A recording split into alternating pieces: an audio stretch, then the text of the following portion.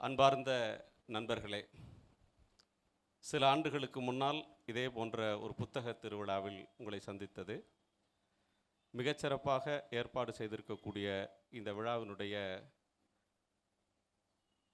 ஏற்பாட்டாளர்கள், மாவட்ட ஆட்சித்தலைவர் உள்ளிட்ட அதிகாரிகள், விழாக்குழுவினருக்கு என்னுடைய அன்பான வணக்கத்தையும் பாராட்டுதல்களையும் தெரிவித்துக் கொள்கிறேன். இது ஒரு வித்தியாசமான ஒரு நிகழ்வு. பொதுவாக ஒருவருடைய சிறப்புரையை நீங்கள் கேட்டிருப்பீங்க ஏதேனும் ஒரு தலைப்பில். இது பரந்துபட்ட பல அம்சங்களை ஒரு உரையாடல் வடிவத்தில் இதை பதிவு செய்கிறோம். ஒரு ஆழமான கேள்விகளை உங்களுக்குள் எழுப்பக்கூடிய ஒரு உரையாடலாக இது நிச்சயமாக இருக்கும். இந்த விழாவுக்கு வந்திருக்கக்கூடிய உங்கள் அனைவரையும் வரவேற்கிறேன்.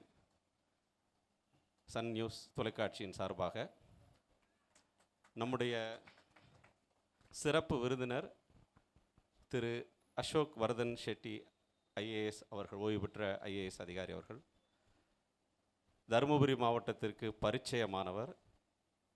ஒருங்கிணைந்த தருமபுரி மாவட்டத்தினுடைய ஒசூர் சாராட்சியராக பணியாற்றிய அனுபவம் கொண்டவர்.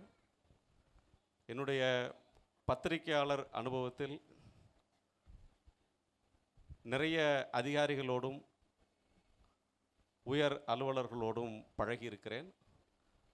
ஆனால் திரு அசோக் வர்தன் ஷெட்டி அவர்களோடு பழகிய தருணங்களும் அவரோடு பேசிய தருணங்களும் எப்போதும் உற்சாகம் தரக்கூடியதாக, சிந்தனையை தூண்டுவதாக இருக்கும்.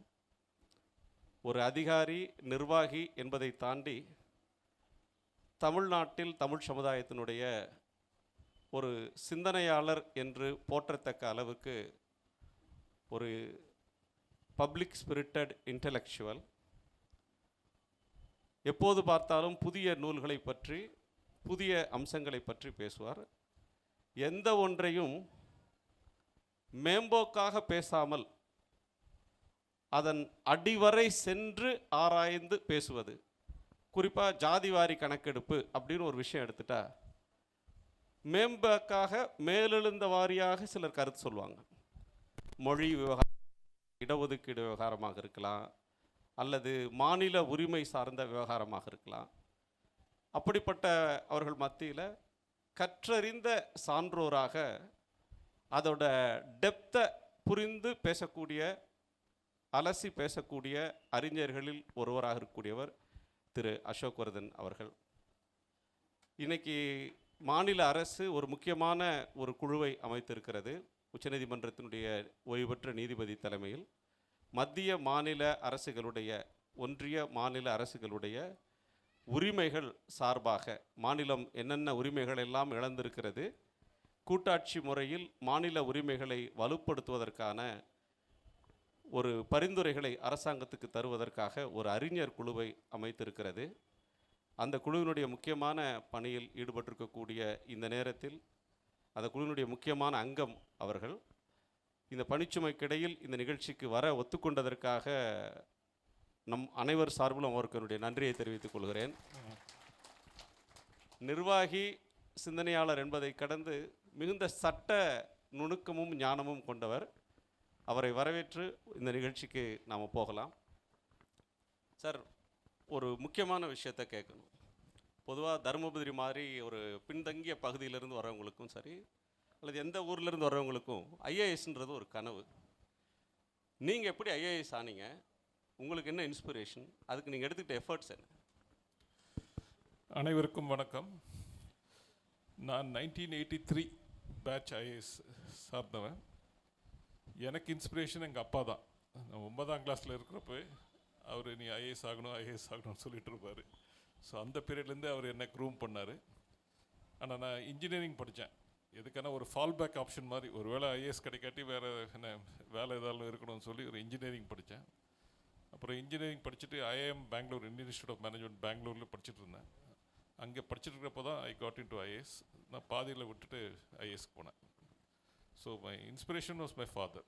அப்புறம் இன்னொன்று என்னோட கசின் பிரதர் ஒருத்தன் he got into IFS Indian Foreign Service in 1976 7 வருஷம் எனக்கு சீனியர். ஸோ அவரால் முடியுங்கிறப்ப நம்மளால முடியுங்கிற ஒரு ஃபீலிங் வந்தது. ஸோ அதனால தான் ஐ காட் இன். என்ன முயற்சி எடுத்தீங்க? இல்லை, நான் யூஸ்வலாக எல்லாருக்கிட்ட கேட்குறது உண்டு, do you think you are Albert Einstein? That is, நீங்கள் தன்னை ஆல்பர்ட் ஐன்ஸ்டைன்னு நினச்சிக்கிறீங்களா அப்படின்னு. நீங்கள் ஆல்பர்ட் ஐன்ஸ்டைனாக இருந்தாலும் கூட ஐஏஎஸ் எக்ஸாமில் பாஸ் ஆகிறதுக்கு நீங்கள் கடுமையாக படிக்கணும். குறைஞ்சபட்சம் ஒரு 4000 மணி நேரம் படிக்கணும். I call it the 4000 hour rule minimum. ஆமாம், மினிமம். இது ஆல்பர்ட் ஐன்ஸ்டைனே 4000 மணி நேரம் படித்தா தான் ஐஏஎஸ் ஆக முடியும். நம்மெல்லாம் மற்றவங்கெல்லாம் இன்னும் ஜாஸ்தி படிக்கணும். அது என்ன சார் 4000 மணி நேரம் ரூல்? இல்லை, இப்போ யூஸ்வலாக எப்படின்னா, நம்ம ஆளுங்கிட்ட நீ படின்னு சொன்னால் அவங்களுக்கு they are not able to understand எவ்வளோ படிக்கணும்னு சொல்லி அது கிளியராக வராது. எத்தனை ஹவர்ஸ்ன்னு சொன்னால் தான் ஒரு இதாகும். ஃபார் எக்ஸாம்பிள், இப்போ ஒரு நாளைக்கு நீங்கள் 8 மணி நேரம் படிக்கிறீங்கன்னா you know that you have to study for 500 days, 500 நாள் படிக்கணும். நீங்கள் ஒரு நாளுக்கு 10 மணி நேரம் படிக்கிறீங்களா யூ நோ தட் யூ ஒரு 100 நாள் 400 நாள் படிக்கணும். ஸோ உங்களுக்கே ஒரு எத்தனை படிப்பு தேவைன்னு இது இருக்குது. இல்லாட்டி படின்னு சொன்னால் அது doesn't make any sense. You have to clearly indicate how many hours you have to study.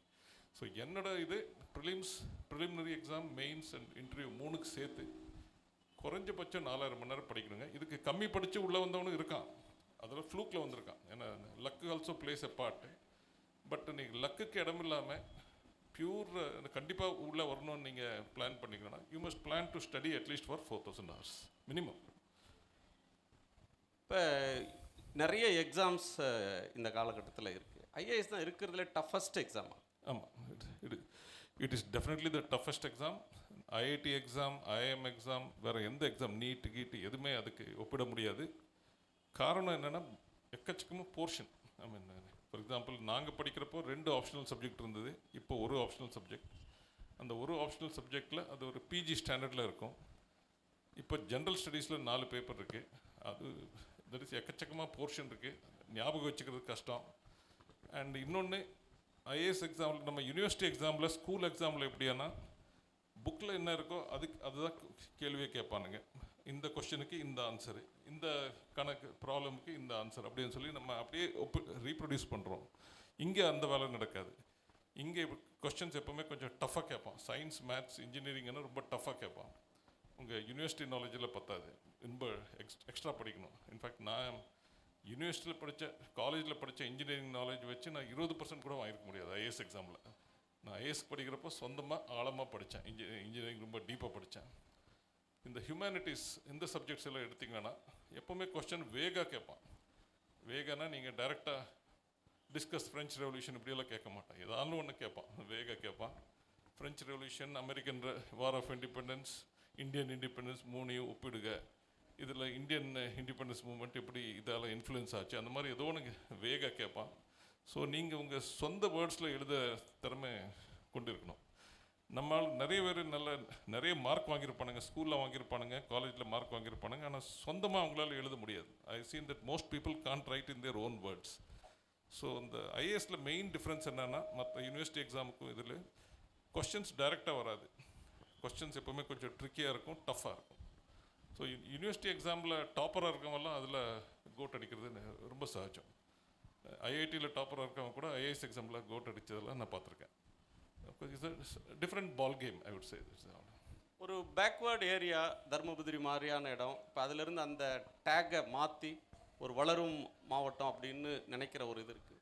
நிறைய பேர் ஃபஸ்ட் ஜென்ரேஷன் வந்திருக்காங்க, முதல் தலைமுறை வந்திருப்பாங்க. அவங்களுக்கு ஒரு ஐஏஎஸ் ஆஸ்பிரண்ட்ஸ் யாராவது இருந்தாங்கன்னா அவங்களுக்கு என்ன சொல்லுவீங்க? நான் ஏற்கனவே சொன்ன பாயிண்ட் தான், that is it is possible. I mean first பாயிண்ட்டுங்க, நம்மளால் முடியுமா இல்லையான்னு நிறைய பேருக்கு ஒரு டவுட் இருக்கும். உங்களால் முடியுங்கிற ஒரு செல்ஃப் கான்ஃபிடன்ஸ் உங்களுக்கு இருக்கணும். It definitely possible. நீங்கள் ஒரு காலேஜில் ஒரு ஃபஸ்ட் கிளாஸ் ஸ்டூடெண்ட்டாக இருந்தால் போதும், நீங்கள் டாப்பராக இருக்கணும்னு கூட தேவையில்லை, ஃபஸ்ட் கிளாஸ் ஸ்டூடெண்ட்டாக இருந்தால் போதும். And I always say, not only in IAS exam, எந்த லைஃப்பில் எது எடுத்தாலும் நீங்கள் 50% எஃபர்ட், 25% டேலண்ட், 25% லக்கு. சக்ஸஸுக்கு 50% நீங்கள் முயற்சி, 25% டேலண்ட், ஒரு 25% லக்கு. ஐஏஎஸ் எக்ஸாம்லேயும் அப்படி தான். Luck plays major role, 25% luck இருக்குது. ஆனால் ஒரு அட்டம்ப்டில் நீங்கள் அன்லக்கியாக இருந்தால் எல்லா அட்டம்ப்ட்லையும் ரெண்டாவது அட்டம்ப்டில் அன்லக்கியாக இருப்பீங்கன்னு சொல்ல முடியாது, மூணாவது அட்டம்ப்டில் அன்லக்கியாக இருக்க மாட்டீங்கன்னு சொல்லி ஏதோ ஒரு அட்டம்ப்டில் நீங்கள் லக்கு உங்களுக்கு மாறும். பட் லக்கை நம்பிட்டு நம்ம இருக்க முடியாது. இந்த 50% எஃபர்ட் நம்ம முழுசாக போட்டோன்னா we can definitely get it. I mean, what I always tell people is, don't think IAS officers are supermen or superwomen. நான் உள்ளே போய் பார்த்தப்போ அவங்களும் நம்ம மாதிரி ஆளுங்க தான். எவனுமே அந்த மாதிரி நம்மளோட ரொம்ப கெட்டிக்காரன்னு யாரையும் பார்க்கல, ரொம்ப மடையனையும் யாரையும் பார்க்கல. எல்லாருமே நம்ம ஒரே மாதிரி ஆளுங்க தான். There's nobody special. I mean, I wouldn't say anybody special. I mean, just a question of hard work, talent and some luck. Thank you. அடுத்த ஒரு சீரியஸ் சப்ஜெக்ட்குள்ளே போவோம். நம்ம நிறைய விஷயங்களை பேச போகிறோம். ஒன்று மொழி சார்ந்த உரிமை, இன்னொன்று கல்வி சார்ந்த உரிமை, அடுத்ததாக ஹெல்த், அதில் மாநிலங்களுக்கு என்ன ரைட்ஸ் இருக்குது, இப்படி பல விஷயங்களை பேசலாம். இப்போ ஃபஸ்ட் மொழி அப்படின்னு ஒன்று போவோம். இன்றைக்கி மிகப்பெரிய ஒரு கொஷின், அது நாடாளுமன்றத்திலும் சரி அரசியல் தளத்திலும் பேசப்படுறது, இந்தியாவுக்கு தமிழ்நாட்டிலேருந்து யாராவது ஒருத்தர் வெளி மாநிலத்துக்கு போனாலோ அல்லது வேறு பொதுவான பார்வை என்ன இருக்குன்னா, ஹிந்தி இந்தியாவோட தேசிய மொழி. நீங்கள் எப்படி நான் இருந்துக்கிட்டு ஹிந்தி தெரியாமல் இருக்கீங்க அப்படின்னு சொல்கிறாங்க. ஹிந்தியோட அஃபிஷியல் சட்டபூர்வமான ஸ்டேட்டஸ் என்ன? நிறைய பேருக்கு இது ஒரு தப்பான ஒரு கணிப்பு இருக்குது. Hindi is the national language of இந்தியான்னு சொல்லி. அப்படி கிடையாது. கான்ஸ்டியூஷனில் நீங்கள் பார்த்தீங்கன்னா, நீங்கள் கான்ஸ்டியூஷனில் படித்தீங்கன்னா நேஷ்னல் லாங்குவேஜுங்கிற வார்த்தையே இல்லை. Constitution uses the word official language. அது ஒரு 2-3 தலைப்பில் இருக்குது, 5 தலைப்பில் வருது. Hindi is the official language of the Union. Union na Government of India. Hindi is the official language of the Union. English is the associate official language of the Union. முதல்ல 15 ஆண்டுக்குன்னு சொன்னாங்க, 1965 வரைக்கும் சொன்னாங்க. அப்புறம் நம்ம ஹிந்தி மொழி போராட்டத்தினால அது இன்டெஃபினிட்டாக எக்ஸ்டெண்ட் ஆயிருக்கு. So Hindi is not the national language, Hindi is only the official language of the union. கான்ஸ்டியூஷனில் இன்னொரு வார்த்தை யூஸ் பண்ணுது, official language of a state. அந்தந்த ஸ்டேட்டு அவங்க அஃபிஷியல் லாங்குவேஜ் என்னன்னு முடிவு பண்ணிக்கலாம். தமிழ்நாட்டில் நம்ம அஃபிஷியல் லாங்குவேஜ் தமிழ்னு பண்ணியிருக்கோம், கர்நாடகாவில் கன்னடான்னு பண்ணியிருக்காங்க, சில ஸ்டேட்டில் 2 மொழி கூட பண்ணியிருப்பாங்க. அது official language of the state. Third thing the constitution talks about is link language. That is மத்திய அரசும் மாநில அரசும் இல்லாட்டி 2 மாநில அரசுக்கு இடையில் கொரஸ்பாண்டன்ஸ் எப்படி இருக்கும், அது இது இங்கிலீஷில் பண்ணலாம் இல்லை ஹிந்தியில் பண்ணலான்னு இருக்குது. ஸோ யூஸ்வலாக இங்கிலீஷில் தான் பண்ணுவாங்க. நான் அரசில் செயலராக இருந்தப்போ ஏதோ ஒரு டிபார்ட்மெண்ட்டில் ஒரு வாட்டி ஹிந்தியில் லெட்டர் அனுப்பிச்சான். நான் அந்த லெட்டர் அப்படியே ஒரிஜினலாக அவனுக்கு திருப்பி அனுப்பிச்சி விட்டேன். எனக்கு தெரியாது, நீ இங்கிலீஷில் அனுப்பி விட்டேன். ஸோ பட் உங்களுக்கு ஹிந்தி தெரியும் தானே? எனக்கு தெரியும் ஹிந்தி. நான் ஸ்கூலில் ஹிந்தி தான் படித்தேன். ஐஏஎஸில் ஒரு ரீஜனல் லாங்குவேஜ் பேப்பர் இருக்குது, அதில் ஹிந்தி தான் நான் எழுதினேன். பட் எனக்கு ஹிந்தி தெரியுங்கிறதுனால நம்ம ஹிந்தி திணிப்பை நம்ம ஒத்துக்க முடியாது. ஸோ கான்ஸ்டியூஷனில் இன்னும் சிலது இருக்குது. ஃபார் எக்ஸாம்பிள், நான் ஏற்கனவே 3 சொன்னேன். That is official language of the union, official language of the state, link language, official language for interstate union state communications. 4வது என்னன்னா லாங்குவேஜ் ஆஃப் த கோர்ட்ஸ். இப்போ சுப்ரீம் கோர்ட்லேயும் ஹை கோர்ட்ஸ்லையும் இங்கிலீஷில் தான் பண்ணும். Supreme court orders, high court orders இங்கிலீஷில் தான் இருக்கணும், கான்ஸ்டியூஷன்லேயே சொல்லியிருக்கு. Until such time as parliament decides otherwise. அப்படின்னா பார்லிமெண்ட் மாற்று முடிவு எடுக்கிற வரை இங்கிலீஷில் தான் உத்தரவு இருக்கணும். அதே மாதிரி சட்டங்களை கூட, ஆக்ட்ஸ், ரூல்ஸு, இதெல்லாம் இங்கிலீஷில் தான் இருக்கணும் அப்படின்னு இருக்குது. ஒரு இங்கிலீஷில் ஒரு வெர்ஷன் இருக்குது, ஹிந்தியில் ஒரு வெர்ஷன் இருக்குது, இல்லாட்டி தமிழில் ஒரு வெர்ஷன், இந்த ரீஜனல் லாங்குவேஜில் ஒரு வெர்ஷன் தான், இங்கிலீஷ் வெர்ஷன் தான் ஆத்தென்டிக் அப்படின்னு சொல்லி கான்ஸ்டியூஷனில் இருக்குது. இன்னொரு இது 4 ஆச்சு. 5வது என்னென்னா, பார்லிமெண்ட்லேயும் அசம்பிளிலையும் என்ன மொழியில் நீங்கள் பேசலாம், அதுக்கு ஒரு கான்ஸ்டியூஷனில் சொல்லுது. பார்லிமெண்ட்டில் என்ன சொல்லுதுன்னா, ஒன்றா நீங்கள் ஹிந்தியில் பேசணும், இல்லாட்டி இங்கிலீஷில் பேசணும். வேறு ஏதோ மொழியில் பேசுகிறதானா ஸ்பீக்கர்கிட்ட பர்மிஷன் வாங்கணும், இல்லாட்டி சேர்மன் ஆஃப் த ஹவுஸ் கிட்ட பர்மிஷன் வாங்கணும். அதே மாதிரி ஸ்டேட்டில் ஒன்றா அந்த ஸ்டேட் லாங்குவேஜில் அஃபிஷியல் லாங்குவேஜில் பேசலாம், இல்லாட்டி இங்கிலீஷில் பேசலாம், ஹிந்தியில் பேசலாம். வேறு ஏதோ மொழியில் பேசுகிறதானா ஸ்பீக்கர்கிட்ட, சேர்மன் ஆஃப் த ஹவுஸ் கிட்ட பர்மிஷன் வாங்கணும். இந்த பர்மிஷன் வாங்குகிற அந்த இதே தப்புன்னு என்னோடய ஃபீலிங். ஏன்னா நீங்கள் இப்போது டிஜிட்டல் டிரான்ஸ்லேஷன் டூல்ஸ் வந்திருக்கு, இன்ஸ்டன்ட் டிரான்ஸ்லேஷன் பண்ணலாம். இப்போ தமிழில் பேச விட்றாங்க பார்லிமெண்ட்டில். பட் நாளைக்கு supposing they withdraw the permission, they say நீங்கள் ஹிந்தியில் தான் பேசணும், இல்லாட்டி இங்கிலீஷில் தான் பேசணும், இல்லை வரும் ஹிந்தியில் தான் பேசணும்னு சொன்னாங்கன்னா என்ன ஆகுது?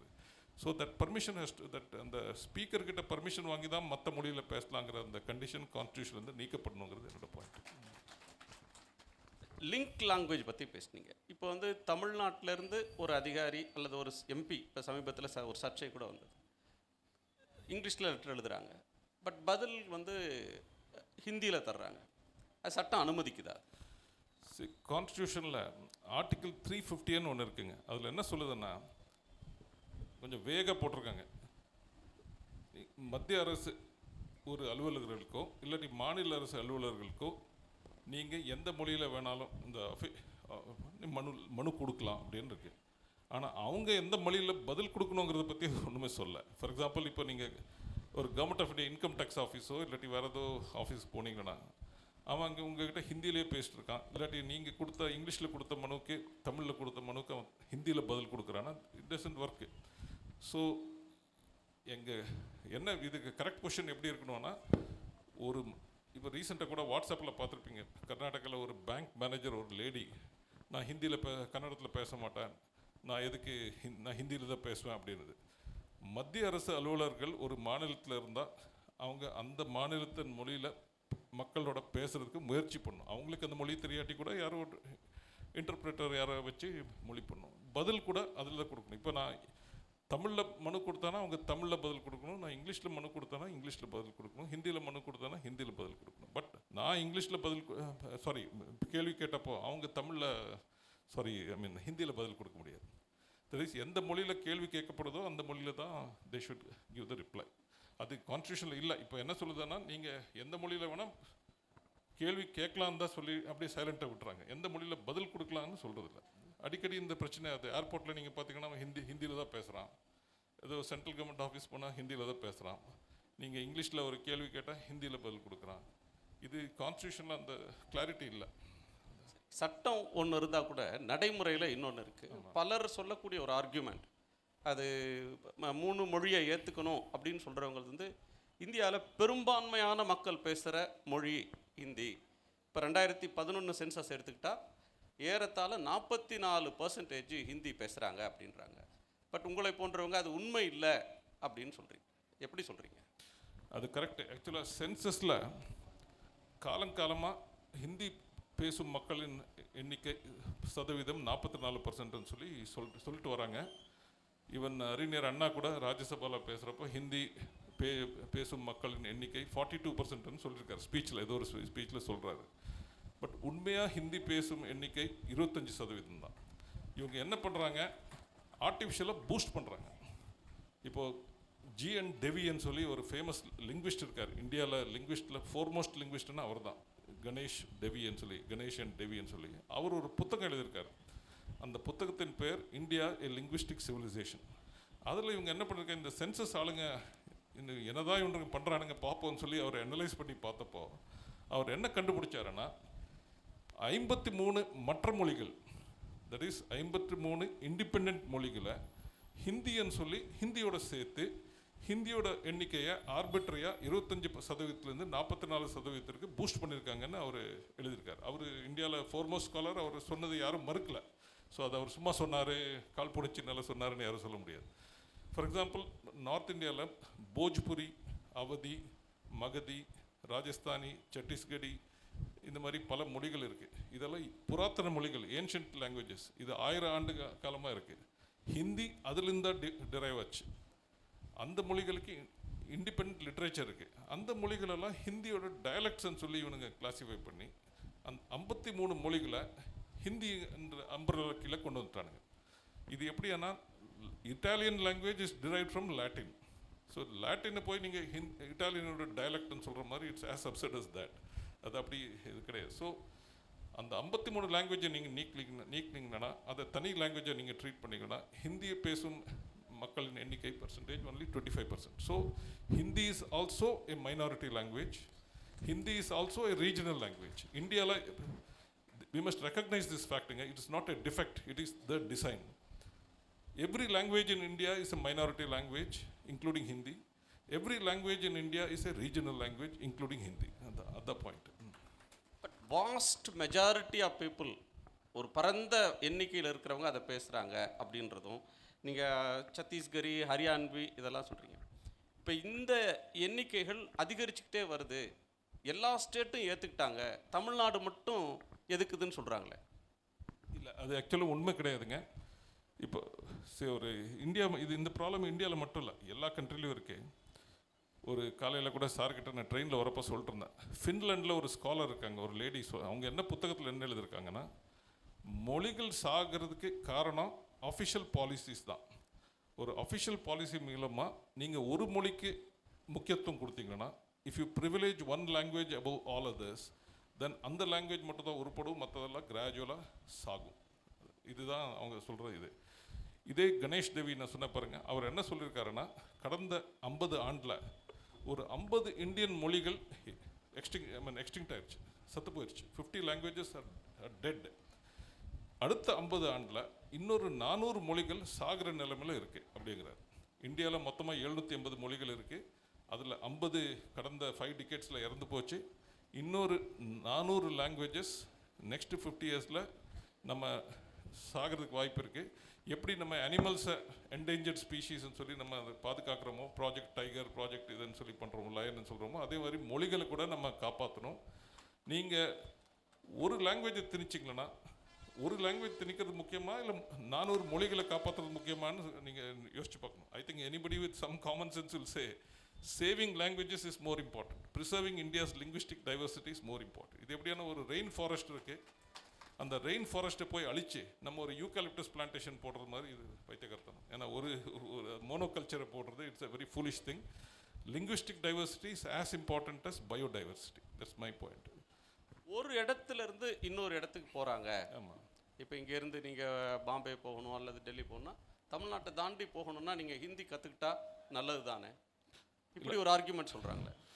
சரி, நம்ம கவர்மெண்ட்டில் ஒரு இது இருக்குங்க, ஒரு டேர்ம் இருக்குது. It's called evidence based policy making. Evidence based policy மேக்கிங்னா டேட்டா வச்சு, எவிடன்ஸ் வச்சு தான் நீங்கள் பாலிசி உருவாக்கணும்.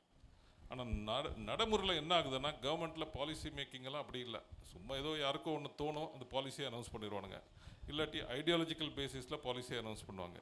இது அப்பேற்பட்ட ஒரு பாலிசி. ஐ மீன் டேட்டா என்ன சொல்லுது நான் ஃபார் எக்ஸாம்பிள் 2011 சென்சஸில், அதுக்கப்புறம் சென்சஸ் நடக்கல, லாஸ்ட் அவைலபிள் சென்சஸ் இஸ் 2011. அதில் என்ன சொல்லுதுன்னா, இந்தியாவில் 64% மக்கள் எந்த ஊரில் பிறக்கிறாங்களோ அதே ஊரில் வாழ்ந்து சாகுறானுங்க. தட் இஸ், அவங்க ஊரை விட்டே போகிறதில்ல.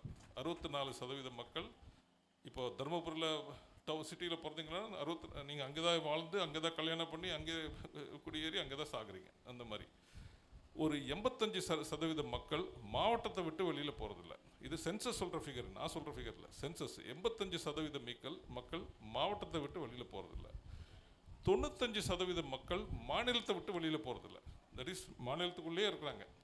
ஒரு தருமபுரி ஆள் மேக்ஸிமம் தருமபுரி சிட்டி, இவர் நீங்கள் உங்கள் ஊர் என்ன பாப்பிரெட்டிப்பட்டி, பட் இவரோட ஊரில் இவர் ஒன்றா இந்த ஊர்லேயே இருப்பார், மேக்ஸிமம் தருமபுரி டிஸ்ட்ரிக்டில் இருப்பார், மேக்ஸிமம் தமிழ்நாடுக்குள்ளே இருப்பார். தமிழ்நாடு விட்டு வெளியில் போகிறதுக்கு வாய்ப்பு இல்லை. ஸோ இந்த இது இருக்கிறப்ப that means only 5% of the people தான் மொபைல். அப்படியே இந்த மொபிலிட்டி கூட நீங்கள் பார்த்தீங்கன்னா, தமிழ்நாட்டிலேருந்து ஹிந்தி பெல்ட்டுக்கு யாரும் போகலாம், அங்கே வேலை அங்கே கிடையாது, வேலை இங்கே தான் இருக்குது. Only the Hindi belt people are coming to south, Hindi belt people are coming to west, Hindi belt people are coming to Delhi. ஏன்னா வேலை வாய்ப்புகள் இந்த இடத்துல தான் இருக்குது. எப்படி மெக்சிகன்ஸ் யூஎஸ்ஏக்கு போகிறாங்களோ, ஏன் யூஎஸ்ஏக்கு போகிறாங்க, ஏன் அமெரிக்கன்ஸ் மெக்சிகோக்கு போகலாம்? பிகாஸ் வேலை வாய்ப்புகள் யூஎஸ்ஏல இருக்கே, அங்கே போகிறாங்க. அதே மாதிரி the direction of migration is from the Hindi belt towards south, from the Hindi belt towards west, from the Hindi belt towards Delhi. So அப்படி இருக்கப்போ நம்ம எதுக்கு ஹிந்தி கற்றுக்கணும்? அவன் வேணால் தமிழ் கற்றுக்கட்டும், இல்லை மலையாளம் கற்றுக்கட்டும், இல்லாட்டி தெலுங்கு கற்றுக்கட்டுங்கிறது தான் எங்கள் பாயிண்ட். என்னோட பாயிண்ட்டு இதை நீங்கள் மனசில் வச்சுக்கணும். தட் இஸ் மோஸ்ட் அன்றாட வாழ்க்கை, நம்ம எல்லாரோட அன்றாட வாழ்க்கை அந்தந்த ரீஜனல் லாங்குவேஜில் தான் நடக்குது. அரசாங்க ஒர்க் ஆகட்டும், படிப்பாகட்டும், கமர்ஷியல் ஒர்க் ஆகட்டும், கல்ச்சரல் ஒர்க் ஆகட்டும், அந்தந்த ரீஜனல் லாங்குவேஜில் தான் நடக்குது. ஸோ இந்த இன்டர்ஸ்டேட் மொபிலிட்டிக்கு ஹிந்தி தேவைங்கிறது தப்பு. அப்படி நான் இப்போ நாளைக்கு நான் ஜெர்மனிக்கு போகிறேன், இல்லை ஃப்ரான்ஸுக்கு போகிறேன், அதுக்கோசரம் நான் ஸ்கூலில் போய் ஜெர்மனோ ஃப்ரெஞ்சு படிக்கணும்னு தேவையில்லை. தேவை இருந்தால் நான் அந்த டைமில் ஏதோ ஜெர்மன் ஃப்ரெஞ்சு கற்றுக்குவேன், இல்லாட்டி ஏஐ டூல்ஸை வச்சு கூகுள் டிரான்ஸ்லேட் வச்சு மேனேஜ் பண்ணுவேன். அதுக்கோசரம் நான் ஒரு 12 வருஷம் 10 வருஷம் இல்லை 6 வருஷம் ஒரு லாங்குவேஜ் படிக்கணும்னு தேவையில்லை. இப்போ இருக்கக்கூடிய ஒரு கண்டென்ஷியஸ் இஷ்யூ வந்து, மாநில அரசுக்கு கல்வி நிதி தர்றதுக்கு மறுக்கிறாங்க. ஒரு 2500 கோடி அப்படின்னு சொல்லுற ஒரு பிரச்சனை.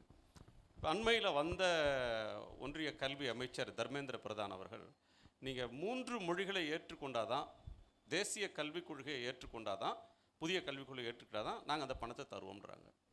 இதை நீங்கள் எப்படி பார்க்குறீங்க? சரி, இந்த 3 லாங்குவேஜ் ஃபார்முலான்னு பேர் இது 1968லேருந்து இருக்குங்க. தட் இஸ் ஒரு ஸ்டேட்டில் அது என்ன சொல்லுதுன்னா, அந்த மாநிலத்தோட மொழி ஆங்கிலம், ஹிந்தி இது கற்றுக்கணும். ஹிந்தி மாநிலத்துக்காரனுங்க ஹிந்தி, ஆங்கிலம், வேறு ஏதோ மாநிலத்தோட ஒரு மொழி இதுதான் கற்றுக்கணுன்னு இருக்குது. நடைமுறையில் என்ன ஆகுதுன்னா, அந்த ஹிந்தி மாநிலத்துக்காரனுங்க ஒரு ஹிந்தி மட்டும் தான் கற்றுக்கிறான். அவன் ஆங்கிலமும் கற்றுக்கிறது இல்லை, மற்ற மாநிலத்தோட மொழியும் அவன் சிங்கிள் லாங்குவேஜில் தான் கற்றுட்ருக்கான். தமிழ்நாடு ரைட் ஃப்ரம் 1968 நாங்கள் 3 மொழி 3 லாங்குவேஜ் ஃபார்முலா நாங்கள் ஒத்துக்க மாட்டோம், நாங்கள் 2 லாங்குவேஜ் ஃபார்முலா தான் பண்ணுவோம்னு சொல்லி அசம்பிளிலே தீர்மானம் போட்டு அறிஞர் அண்ணா இருக்கிறப்ப இது பண்ணாங்க. So Tamil Nadu has been following only 2 language policy right from 1968. மறுபடி சென்சஸில் என்ன சொல்லுதுன்னு பார்ப்போம். 2011 சென்சஸில் என்ன சொல்லுதுன்னா, 3 மொழி தெரிந்தவர்கள் இந்தியாவில் வரும் 7% தான். தட் இஸ் 43 3 லாங்குவேஜ் ஃபார்முலா வந்தது 1968. 43 வருஷத்துக்கு அப்புறம் you would expect lot of Indians to know 3 languages. ஆனால் ஆக்சுவலாக 3 லாங்குவேஜஸ் தெரிஞ்சவங்க இந்தியாவில் 7% தான். அந்த நார்த் இந்தியன் ஹிந்தி பெல்ட் ஸ்டேட்ஸில் 3 லாங்குவேஜ் தெரிஞ்சவங்க வெறும் 2% தான், 2%ஓட கம்மி. ஸோ இதில் என்ன தெரியுது, 3 லாங்குவேஜ் ஃபார்முலா ஒரு கண் துடைப்பு வேலை. நிறைய ஸ்டேட்ஸில் 3 லாங்குவேஜ் ஃபார்முலான்னு பேருக்கு சொல்கிறான், பட் நடைமுறையில் அவன் பண்ணுறதில்ல. ஒன்றா 15 நாளுக்கே சொல்லி தந்துட்டோம் அப்படிங்கிறான், இல்லாட்டி எல்லாரையும் பாஸ் பண்ணி விட்டுறான். தமிழ்நாட்டில் அந்த கண் துடைப்பு வேலை நம்ம பண்ணாமல் நம்ம திட்டவட்டமாக 3வது லாங்குவேஜ் சொல்லித்தர மாட்டோம் அப்படின்னு திட்டவட்டமாக சொல்லிட்டுருக்கோம். மற்றவங்க மறைமுகமாக இதை பண்ணிருக்காங்க, யாருமே சொல்லித்தரல. ஏன்னா உண்மையாகவே இவங்க சொல்லி தந்துட்டு இருந்தா percentage of 3 language speakers can't be 7% in 2011. It can't be as low as 7%. It should be much higher. இது ஒரு பாயிண்ட்டுங்க. வேறு சொல்லி ஒன்று வந்து நீங்கள் சொல்கிறது உத்தரப்பிரதேசத்துலேயோ பீகார்லேயோ இவங்க சொல்லக்கூடிய கருத்து, எல்லா ஸ்டேட்லேயும் 3 மொழி ஏற்றுக்கிட்டாங்க, நீங்கள் மட்டும் தமிழ்நாட்டில் மட்டும் ஏற்றுக்க மாட்டீங்க. டேட்டா டசன்ட் ப்ரூவ் இட்டுங்கிறேன். அதான் அவர் எல்லாருமே நம்ம என்னென்னா புள்ளி விவரம் எல்லாமே சும்மா அடிச்சு விட்டுருதான். நீங்கள் புள்ளி விவரத்தை வச்சு பேசுகிறீங்கன்னா then we should ask the gentleman who are saying this. பின்ன ஏங்க 7% தான் இந்தியாவில் 3 லாங்குவேஜ் பேசுகிறாங்க, ஏன் ஹிந்தி பெல்ட்டில் 2% தான் 3 லாங்குவேஜ் பேசுகிறாங்க, நீங்கள் தமிழ்நாடு மட்டும் ஏன் குறி வைக்கிறீங்க? இது ஒரு பாயிண்ட்டுங்க. நெக்ஸ்ட் பாயிண்ட்டு, இந்த 3 language formula neither has constitutional sanction நார் லீகல் சாங்ஷன். அப்படின்னா கான்ஸ்டியூஷன்லேயும் இந்த 3 லாங்குவேஜ் ஃபார்முலா சொல்லித்தரணும்னு எங்கேயும் சொல்லப்படல, சட்டத்துலேயும் சொல்லப்படல. இது purely executive decision. So it is not, I mean executive decision அவங்கள மாதிரி ஏதோ ஒரு ஐஏஎஸ் அதிகாரி அவங்களா போடுறோம். கவர்மெண்ட் ஆஃப் இந்தியா போட்டால் executive decision. It is not பார்லிமெண்ட்டில் சட்ட இயக்கி சொல்லப்படல இந்த 3 லாங்குவேஜ் ஃபார்முலா. ஆர் கான்ஸ்டியூஷனில் 3 லாங்குவேஜ் படிக்கணும்னு எங்கேயும் சொல்ல கிடையாது. So it's only an executive decision.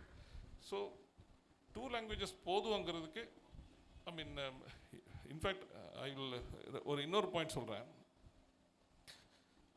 Tribal children நீங்கள் எடுத்துக்கன்னா, ட்ரைபல் மொழிகள் யூஸ்வலாக நிறைய பேர் பேச மாட்டாங்க. ஸோ அந்த ட்ரைபல் மொழிகளில் ஸ்கூல்ஸே இல்லை, அந்த மீடியம் ஆஃப் இன்ஸ்ட்ரக்ஷன் இல்லை.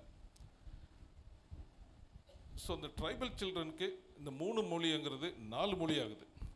இந்த 3 language formula becomes a 4 language burden. ஏன்னா இப்போ ஒடிசாவில் ஒரு சைல்டு, ட்ரைபல் சைல்டு இருக்குன்னு வச்சுக்கோங்க, அவனோட சொந்த மொழி ஒன்று இருக்கும், அது வீட்டில் கற்றுக்குவான். ஸ்கூலில் ஒடியா இருக்கும் மீடியம், அப்புறம் இங்கிலீஷ் கற்றுக்கணும், அப்புறம் ஹிந்தியோ சான்ஸ்கிரித்தை கற்றுக்கணும். So tribal child will have to learn 4 languages.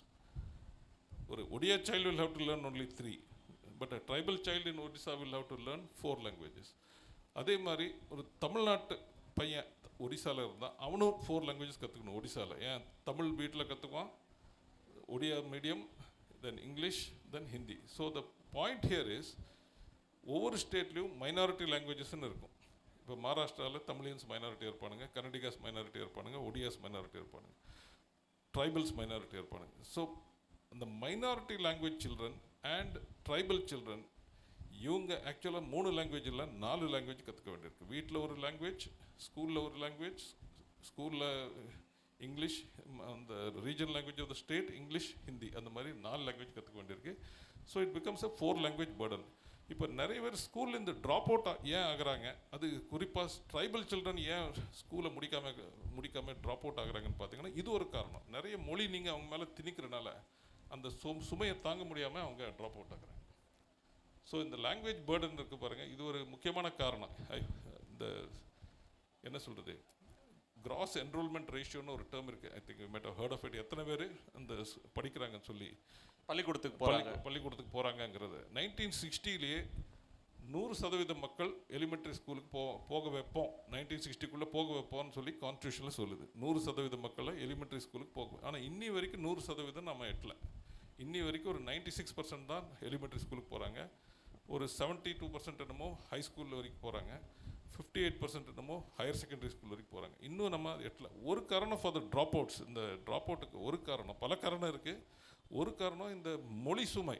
சும்மா இங்கிலீஷு, ஹிந்தி, இது என்ன ஒடியா, அப்புறம் இந்த மாதிரி மொழி சுமை, அது ஒரு காரணம். சரி, மொழி ஒரு சுமைன்னு சொல்கிறீங்க. இப்போ தமிழ்நாட்டில் எடுத்துட்டிங்கன்னா ஒரு high school and higher secondary schools ஒரு 8000க்கும் மேலே இருக்குது. 8094 இருக்குது. ஆமாம். இப்போ நீங்கள் ஆர்கியூ பண்ணுறது வந்து அதில் 3வது மொழியாக இப்போ அவங்க சொல்லக்கூடிய ஒரு கருத்து வந்து நீங்கள் ஹிந்தின்னு மனசில் நினச்சிக்கிட்டு ஹிந்தியை எதிர்க்கிறீங்க. அதற்கு ஆதரவானவங்க சொல்கிற கருத்து, அந்த புதிய கல்விக் கொள்கையில் நாங்கள் என்ன சொல்கிறோன்னா 3வது மொழியாக நீங்கள் எந்த மொழியை வேணால் கற்றுக்குங்க, அது உங்கள் சாய்ஸ் தான், நாங்கள் ஹிந்தியை திணிக்கலை அப்படின்னு சொல்கிறாங்க. ஒரு ஆசிரியரை போடுறதுன்றது எவ்வளவு செலவாகிற விஷயம்? இட்ஸ் எ குட் கொஸ்டினுங்க. நான் ஐ வில் எக்ஸ்பிளைன் திஸ். இது ஒரு ஸ்டாண்டர்ட் வாதம். இந்த 3வது மொழி நீங்கள் ஹிந்தி தான் கற்றுக்கணும் நாங்கள் எங்கேயோ சொல்லி, நீங்கள் என்ன வேணால் கற்றுக்கங்க, தெலுங்கு கற்றுக்கங்க, மலையாளம் கற்றுக்கங்க, கன்னடா கற்றுக்கங்கிறாங்க. இது தப்பான வாதங்க. உங்கள் தருமபுரி கவர்மெண்ட் ஸ்கூலில் 3rd லாங்குவேஜ் நீங்கள் இன்ட்ரடியூஸ் பண்ணுறீங்கன்னு வச்சுக்கோங்க. ஒரு 30% மக்கள் தெலுங்கு வேணும்பா, ஒரு 20% கன்னடா வேணும்பா, 20% மலையாளம் வேணும்பா. எவ்வளோ ஆச்சு? 30, 20, 20, 70. அப்புறம் ஹிந்தி ஒரு சில பேர் வேணும்பானுங்க, சில பேர் என்ன சான்ஸ்கிரித் வேணும்பானுங்க. ஏன்னா நீங்கள் 5 வாத்தியாராக போட முடியும், மொழி வாத்தியாராக போட முடியும் 3rd லாங்குவேஜுக்கு. ஒரு மொழி வாத்தியார் போடுறதுக்கே, ஒரு 3rd லாங்குவேஜ் வாத்தியாருக்கு சம்பளத்திலே வருஷத்தில் 560 கோடி ஆகுதுங்க. இப்போ இவர் சொல்கிற மாதிரி high school and higher secondary schools தமிழ்நாட்டில் 8000 சில்லரை இருக்குது. 8074 high schools and higher secondary schools இருக்குது.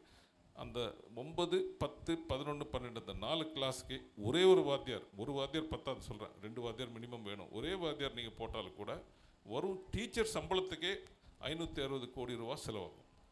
அப்புறம் இந்த இன்ஃப்ராஸ்ட்ரக்சரு, கிளாஸ் ரூமு, இந்த மற்ற செலவெல்லாம் பார்த்தீங்கன்னா 1000 கோடி வரும். ஒரு டீச்சருக்கு 1000 கோடி, 2 டீச்சருக்கு 2000 கோடி. இப்போ நீங்கள் மிடில் ஸ்கூல்லேருந்து 3rd லாங்குவேஜ் சொல்லி தரீங்கன்னு வச்சுக்கோங்க. தட் இஸ் 6ஆம் கிளாஸ்லேருந்து சொல்லி தந்தீங்கன்னா மிடில் ஸ்கூல் லெவலில் ஸ்கூல்ஸ் ஒரு 20-25,000 போகும். அப்போ இது இன்னும் கூடும்.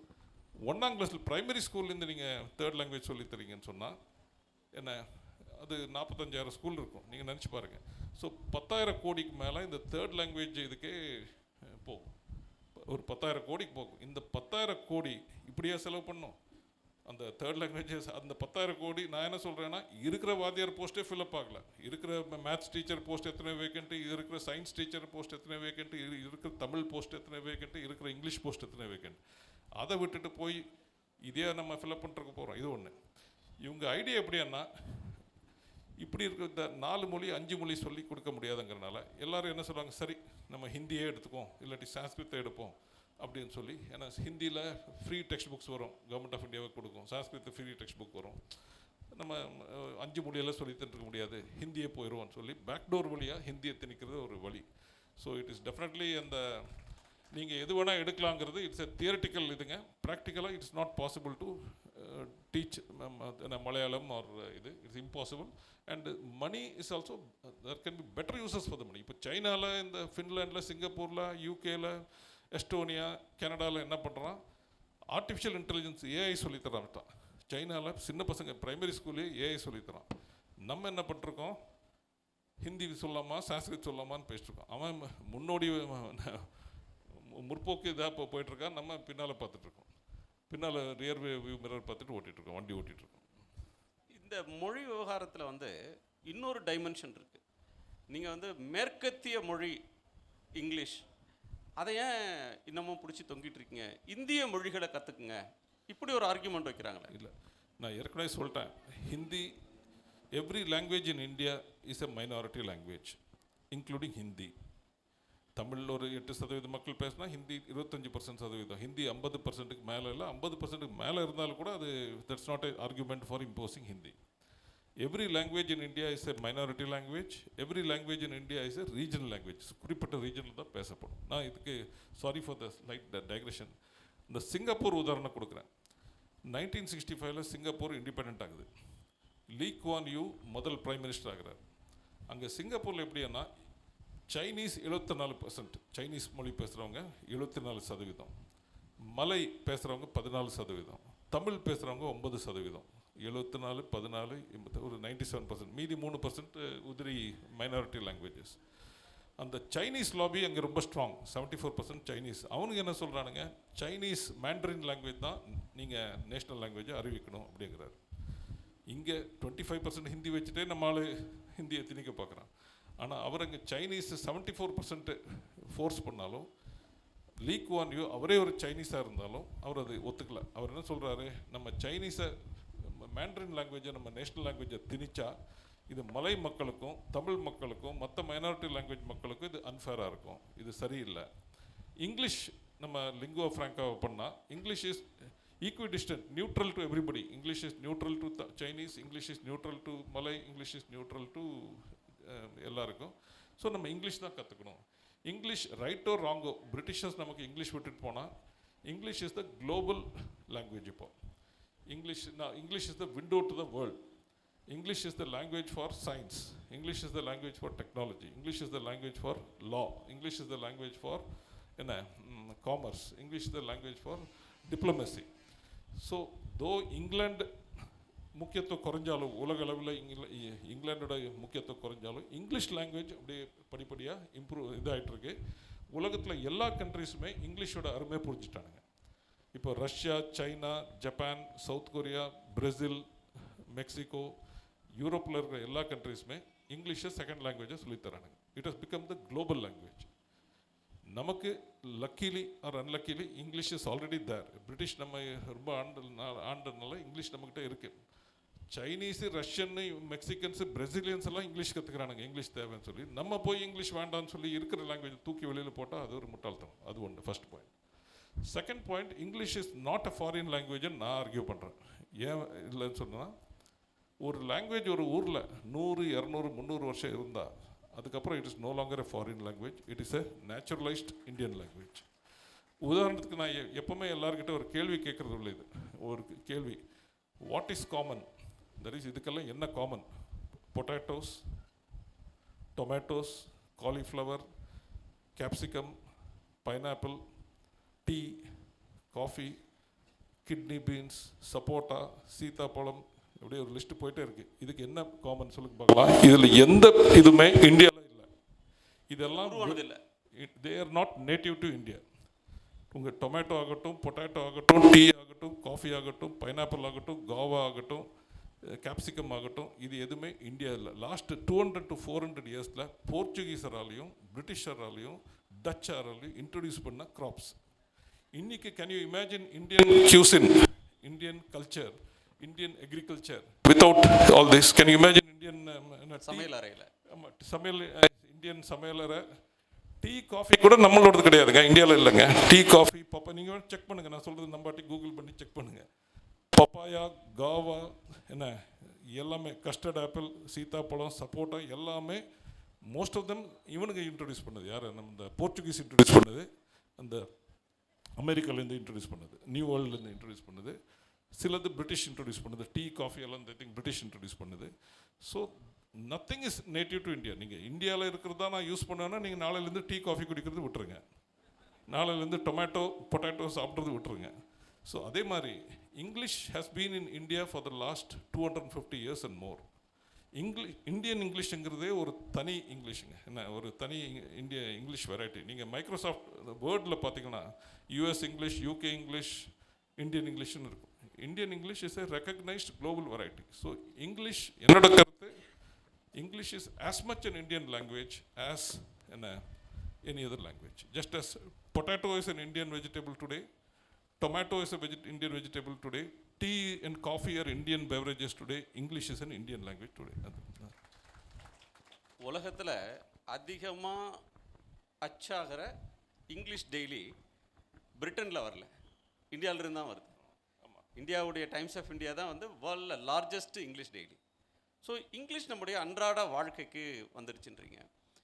இப்போ ஹிந்தி சாரி ஒரு பாயிண்ட், சாரி ஃபார் இன்டர்வியூ. இன்னொரு பாயிண்ட்டுங்க, ஒரு லாங்குவேஜ் ஃபாரினா டொமஸ்டிக்காங்கிறது நீங்கள் இன்றைக்கி இருக்கிற பொலிட்டிக்கல் பவுண்டரிஸ் வச்சு நீங்கள் முடிவு பண்ணக்கூடாது. That is not how foreign லாங்குவேஜா நேட்டிவ் லாங்குவேஜாங்கிறதுக்கு அது டெஃபினேஷன் அப்படி இல்லை. லிங்குவிஸ்ட் என்ன சொல்கிறாங்கன்னா, whether a language is foreign or not is determined not by political boundaries, it is determined by how different two languages are. அதுக்கு பேர் என்னன்னா linguistic distance. that is ஒரு மொழிக்கும் இன்னொரு மொழிக்கும் இடைவெளி எத்தனை இருக்குது, இடைவெளி in terms of vocabulary, இடைவெளி in terms of grammar, இடைவெளி in terms of phonetics sound. அந்த கணக்கு பார்த்தீங்கன்னா Hindi belongs to what is called Indo Aryan language family. Hindi அது இந்தியாவில் 4 லாங்குவேஜ் ஃபேமிலி இருக்குங்க, பெரிய family. Indo Aryan language family, Dravidian language family, Austro Asiatic and Tibeto Burman. அந்த ஆஸ்ட்ரோ-ஏஷியாட்டிக் அண்ட் டிபெட்டோ-பர்மன் இந்த ட்ரைபல்ஸ் பேசுகிற லாங்குவேஜ். டிபெட்டோ-பர்மன் நார்த் ஈஸ்ட்டில் தான் இருக்கும், இந்த ஆஸ்ட்ரோ-ஏஷியாட்டிக் சென்ட்ரல் இந்தியா ஈஸ்டர்ன் இந்தியாவில் இருக்கும். ஸோ இப்போ ஒரு தமிழ்நாட்டுக்காரனுக்கு, தமிழனுக்கு Tamil belongs to Dravidian language family, Hindi belongs to Indo-Aryan language family. For a Tamil student, Hindi is as difficult to learn as English. Hindi is nearly as difficult to learn as Chinese. ஏன்னா இது வெவ்வேறு language ஃபேமிலியில் இருக்குது. அதே மாதிரி இந்த tribal language ஃபேமிலியில் இருக்கிறவனுக்கு, ஆஸ்ட்ரோ-ஏஷியாட்டிக்கோ இல்லாட்டி இருக்கிறவனுக்கு, both Hindi and English R equally foreign. So whether a language is foreign or not is not to be determined by arbitrary political boundaries of today. It is to be determined by linguistic distance between two languages in terms of vocabulary, grammar and sounds. அந்த அப்படி பார்த்தா எந்த லாங்குவேஜுக்கும் இன்னொரு மொழி foreign மொழி. That is நீங்கள் கன்னடக்காரனானா உங்களுக்கு தமிழ் ஃபாரின்னு, தமிழுக்காரனுக்கு தெலுங்கு ஃபாரின்னு, தெலுங்குக்காரனுக்கு ஹிந்தி ஃபாரின், ஹிந்திக்காரனுக்கு இது சைனீஸ் ஃபாரின். அந்த மாதிரி every language is foreign to every other language. No language is நம்ம கண்ட்ரி, இன்றைக்கி நம்ம கண்ட்ரி இந்த பவுண்டரி இருக்குது, இதில் உருவானனால ஹிந்தி நம்ம லாங்குவேஜை நம்ம சொல்ல முடியாது. கான்ஸ்டிடியூஷனில் அரசியல் சட்டத்தை தான் எக்ஸ்டென்சிவாக மேற்கோள் காட்டுறீங்க. அதுலேயே ஹிந்தியை ப்ரொமோட் பண்ணணும் அப்படின்ற கிளாஸஸ் இருக்கு. அது என்னைக்கு இருந்தாலும் ஹிந்தி பேசாத மாநிலங்களுக்கு ஒரு தலைக்கு மேலே தொங்குற கத்தி தானே. கரெக்ட். ஆக்சுவலாக இந்த கான்ஸ்டியூண்ட் அசம்பிளியில் அம்பேத்கர் கூட என்ன சொல்கிறாருன்னா, இந்த அஃபிஷியல் லாங்குவேஜ் எது இருக்கணுங்கிறது ரொம்ப தீவிரமாக தகராறு நடக்குது. அப்போவே இந்த கான்ஸ்டியூண்ட் அசம்பிளியில் 3 வருஷம் இது பேசுகிறாங்க. கான்ஸ்டியூஷன் நவம்பர் 1949 டிசம்பர் 46 தொடங்குறாங்க அந்த கான்ஸ்டியூண்ட் அசம்பிளி பணி. நவம்பர் 49 முடிக்கிறாங்க 3 இயர்ஸில். செப்டம்பர் 49 2 மாதத்துக்கு முன்னால் வரைக்கும் இந்த லாங்குவேஜ் இஷ்யூ சார்ட் அவுட் ஆகலை. ஏன்னா பாதி பேர் ஹிந்தி தான் இந்தியன் நேஷ்னல் லாங்குவேஜ்னு டிக்ளேர் பண்ணுவாங்கிறாங்க, பாதி பேர் ஹிந்தி பண்ணக்கூடாதுன்னு சொல்கிறாங்க. ஸோ இந்த போராட்டம் நடக்கிறதுல எப்படி சால்வ் பண்ணுறதுன்னு தெரியாமல் நான் இப்போ சொன்ன பாருங்க, அந்த காம்ப்ரமைஸ் ஃபார்முலா மாதிரி யூனியனுக்கு ஒரு அஃபிஷியல் லாங்குவேஜ், ஸ்டேட்டுக்கு ஒரு அஃபிஷியல் லாங்குவேஜ், கோர்ட்டுக்கு ஒரு அஃபிஷியல் லாங்குவேஜ், இன்டர்லிங்கிங்க்கு ஒரு அஃபிஷியல் லாங்குவேஜ், பார்லிமெண்ட்டுக்கு ஒரு லாங்குவேஜ், அந்த மாதிரி ஒரு ஃபார்முலா ஒன்று போட்டு கொண்டு வராங்க. இப்போ ஹிந்தி ப்ரொமோட் பண்ண ஆர்டிகல் 344 கான்ஸ்டியூஷனில் இருக்குது. அதில் என்ன சொல்லுதுன்னா, ஹிந்தியை ப்ரொமோட் பண்ணும், சென்ட்ரல் கவர்மெண்ட் ப்ரொமோட் பண்ணும். 15 ஆண்டுக்குள்ளே Hindi should step in to the shoes of English அப்படிங்கிறாங்க. இது டைம் லிமிட் கொடுத்த ஒரு லாங்குவேஜ் எப்படி வளரணுங்கிறது நீங்கள் டைம் லிமிட் கொடுத்தெல்லாம் பண்ண முடியாது. இன்ஃபேக்ட் கான்ஸ்டியூஷன் அசம்பிளிலேங்க ஜவஹர்லால் நேரு ஒரு கருத்து சொல்கிறார். அயர்லாண்டுங்கிற கண்ட்ரி உங்களுக்கு தெரியும், 1921 என்னமோ இண்டிபெண்ட் ஆகிறாங்க அயர்லாண்டு. அவங்களுக்கு ஒரு சொந்த மொழி இருக்குது, கேலிக்னு பேர், GAELIC, கேலிக்குங்கிற சொந்த மொழி. அயர்லாண்டில் என்ன பண்ணுறாங்க, English and Gaelic are joint official languages. நம்ம எப்படி Hindi and English are joint official languages சொல்கிறோமோ, அவங்களும் கேலிக் அண்ட் இது ஜாயிண்ட் அஃபிஷியல் லாங்குவேஜஸ் பண்ணுறாங்க. ஸோ நேரு அவங்கக்கிட்ட கேட்குறாரு, எப்படி இருக்குது இந்த கேலிக், எப்படி போயிட்டுருக்கு? இல்லைங்க, கேலிக் சரியாக வரல, நம்ம அன்றாட தேவைகளுக்கு சயின்ஸு டெக்னாலஜி இதுக்கெல்லாம் கேலிக்கால முடியல, ஸோ இங்கிலீஷ் தான், நாங்கள் இப்போ ஃபுல்லாக இங்கிலீஷ் போயிட்டோம் அப்படின்னு சொல்கிறாங்க. ஸோ நேரு இந்த பாயிண்ட் சொல்கிறார் கான்ஸ்டியூண்ட் அசம்பிளியில். பாருங்கள், அயர்லாண்டுக்காரன் கூட நம்ம இப்போ ஹிந்தியில் எப்படி வெறித்தனமாக பேசுகிறோமோ அதே மாதிரி அவனுங்களும் அந்த ஒரு காலத்தில் கேலிக் பற்றி வெறித்தனமாக பேசிட்டுருந்தான். ஆனால் கேலிக்கால் இது சமாளிக்க முடியாதுன்னு அவன் ஒரு கருத்துக்கு வந்துட்டான். ஸோ ஹிந்தியால் கூட சமாளிக்க முடியாது அப்படிங்கிறது இன்னி வரைக்கும் ஹிந்தி ஹஸ் நாட் க்ரோன். இதுக்கு இன்னொரு காரணம் இருக்குங்க. க்ரோன் வளரலன்னு எப்படி சொல்கிறீங்க ஒரு மொழியை? இல்லை எக்ஸ்பிளைனுங்க. அது எப்படின்னா, ஒரு லாங்குவேஜ் க்ரோ ஆகிறதுக்குங்க it should borrow words from other languages very freely. இப்போ இங்கிலீஷ் இப்படி குளோபல் லாங்குவேஜ் ஆன காரணமே, English is a very open லாங்குவேஜுங்க. தமிழ்லேருந்து எத்தனையோ வேர்டு இங்கிலீஷில் இருக்குது உங்களுக்கு தெரியும். கட்டுமரம், கட்டமரானுங்கிறது தமிழ் கட்டுமரம், கறி, கூலி, அப்புறம் ஒரு சூப் இருக்குது. நீங்கள் ஹோட்டலில் போனீங்கன்னா மல்லிகா டானியம்மா, அது ஆக்சுவலாக மிளகு தண்ணி, தமிழ் வேர்டு அது. மிளகு தண்ணியை போய் மல்லிகா டானியன் போட்டு விட்டான். ஸோ அந்த மாதிரி ஒவ்வொரு லாங்குவேஜ், இந்த ஜங்கிள், பாசார், இந்த மாதிரி இங்கிலீஷு எந்த மொழியில் எந்த ஒரு பாப்புலர் வேர்டு இருந்தால் அதை அப்படியே பாரோ பண்ணிக்கும். நம்ம கான்ஸ்டியூஷனில் என்ன போட்டு விட்டானுங்கன்னா, ஆர்டிகல் 351 ஒன்று இருக்குது, அதில் என்ன போட்டு விட்டானுங்கன்னா, Hindi should grow primarily by borrowing from Sanskrit and secondarily by borrowing from other languages. That is, சான்ஸ்கிரிட்லேருந்து தான் ஹிந்தி borrow பண்ணும், பிற மொழிகளிலிருந்து கொஞ்சம் அளவுக்கு borrow பண்ணும். Now Sanskrit, as you know, is a dead language. நீங்கள் சான்ஸ்கிரிட்லேருந்து borrow பண்ணால் Hindi always becomes a more and more complicated. So Jawaharlal Nehru என்ன சொல்கிறாரு, அவர் ஒரு ஹிந்தி கான்ஸ்டியூஷன், ஹிந்தியில் மொழிபெயர்க்கப்பட்ட ஒரு கான்ஸ்டியூஷன் படிக்கிறாரு. ஒரு வார்த்தை கூட எனக்கு இதில் புரியல அப்படிங்கிறார். எனக்கு ஹிந்தி தெரியும், என்னோடய தாய்மொழி ஹிந்தி, ஆனால் எனக்கு இந்த கான்ஸ்டியூஷன் ஒரு வரி கூட எனக்கு புரியலங்கிறாரு. என்னோடய பர்சனல் எக்ஸ்பீரியன்ஸே ஒன்று இருக்குது. நான் ஸ்போர்ட்ஸ் செக்ரட்டரியாக இருந்தேன். அப்போ டெல்லியில் ஒரு மீட்டிங் அட்டென்ட் பண்ண போனேன். அப்போ அந்த வாஜ்பாய் கவர்மெண்ட்டு, உமா பாரதின்னு சொல்லி அந்த அம்மா sports minister, union sports minister, அவங்க என்ன சொல்கிறாங்கன்னா, மீட்டிங்கில் ஜோக்காக சொன்னாங்க, நான் ஹிந்தியில் பெரிய பேச்சாளர்னு எனக்கு பேர், ஆனால் நம்ம ஆளுங்க ஃபைலில் புட்டப்படுற ஹிந்தி எனக்கு புரிய மாட்டேங்குது. இந்த பியூரோக்ராட்டிக் ஹிந்தி ரொம்ப எனக்கே ஹிந்தி புரியலன்னா மற்ற பாமர மக்களுக்கு எங்கே ஹிந்தி புரியும்? ஸோ இது இவங்க என்ன மிஸ்டேக் பண்ணிட்டாங்கன்னா, my feeling is Hindi should be allowed to grow. இப்போ உண்மையாகவே நீங்கள் ஹிந்தியை லிங்குவா ஃப்ராங்கா நேச்சுரலாக வளரணும்னு விட்டிங்கன்னா இந்த மாதிரி கண்டிஷன் போடக்கூடாது. நீ சான்ஸ்கிரிட்டில் தான் பாரோ பண்ணணும், மற்ற லாங்குவேஜில் குறைவாக பாரோ பண்ணணும், அப்படி போடக்கூடாது. தானாகவே நீங்கள் ஹிந்தியை க்ரோ பண்ண விடணும். Let Hindi borrow words from English எப்படி க்ரோ ஆச்சோ அந்த மாதிரி ஹிந்தியும் ஷுட் க்ரோ. அப்படி பண்ணால் தான் ஹிந்தி ஒரு லிங்குவா ஃப்ராங்கா ஆகும். தவிர இப்போ நீங்கள் ஹிந்தி வளராத மாதிரி நம்மளே ஒரு முட்டுக்கட்டை போட்ட மாதிரி இருக்குது. ஹிந்தி கேன் க்ரோ, இந்த கண்டிஷன் இருக்கிற வரைக்கும் ஹிந்தி க்ரோ ஆக முடியாதுங்க. ஏன்னா ஜவஹர்லால் நேருவே ஹிந்தியில் இருக்கிற கான்ஸ்டியூஷன் எனக்கு புரியல அப்படிங்கிறாரு. இந்தம்மா who is great speaker in Hindi, Hindi files எனக்கு படித்தா புரிய மாட்டேங்குது அப்படிங்கிறாங்க. So Hindi is become very complicated. இந்த நிறைய கவர்மெண்ட் ஸ்கீம்ஸ்க்கு இப்போ மக்கள்கிட்ட எல்லா மாநிலத்திலையும் வரியை வாங்கி போடுற திட்டங்களுக்கு, ஆமாம், எல்லார்ட்டையும் வரி வாங்கி நடத்துகிற ரயில்வேல விடுற ரயிலுக்கு ஹிந்தி பேர் தான் இப்போ வைக்கிறாங்க. இப்போ வந்தே பாரத்னு வைக்கிறாங்க, அம்ரித் எக்ஸ்பிரஸ்னு வைக்கிறாங்க. இப்போ நீங்கள் ஜன்தன் அப்படின்னு ஒரு அக்கௌண்ட் வருது, நீங்கள் சர்வ சிக்ஷா அபியான் வைக்கிறாங்க, நீங்கள் இன்சூரன்ஸ் ஸ்கீமாக இருக்கலாம், எந்த திட்டமாக இருந்தாலும் அதை ஹிந்தியில் வைக்கிறத எப்படி புரிஞ்சுக்கிறது? அது இந்தியை ப்ரொமோட் பண்ணுறோன்னு நினச்சி பண்ணுறாங்களா? ஆமாம், அவங்க அப்படி தான் நினைக்கிறாங்க. பட் நீங்கள் வெறும் ஹிந்திலேயே பேர் வச்சுக்கலன்னா மக்களுக்கு அந்த ஸ்கீம் என்னன்னே புரியாது. இப்போ வந்தே பாரத் ஏதோ ஓரளவுக்கு புரியுது நமக்கு. ஜனனி சுரக்ஷா என்ன ஏதோ ஒரு சுரக்ஷித் யோஜனா அப்படின்னு ஏதோ இருக்குது. தட் இஸ் இந்த குழந்தைங்க ஹாஸ்பிட்டல் டெலிவரி பெற்றுக்கிட்டால் நல்லது. ஹிந்தியில் ஒரு ஸ்கீம் எனக்கே, நான் ஹிந்தி படித்தவனே எனக்கே அந்த வாயில் வர மாட்டேங்குது அந்த ஸ்கீமோட பேர். ஸோ மற்ற மொழிக்காரங்களுக்கு எப்படி வரும், வாயில் வரும்.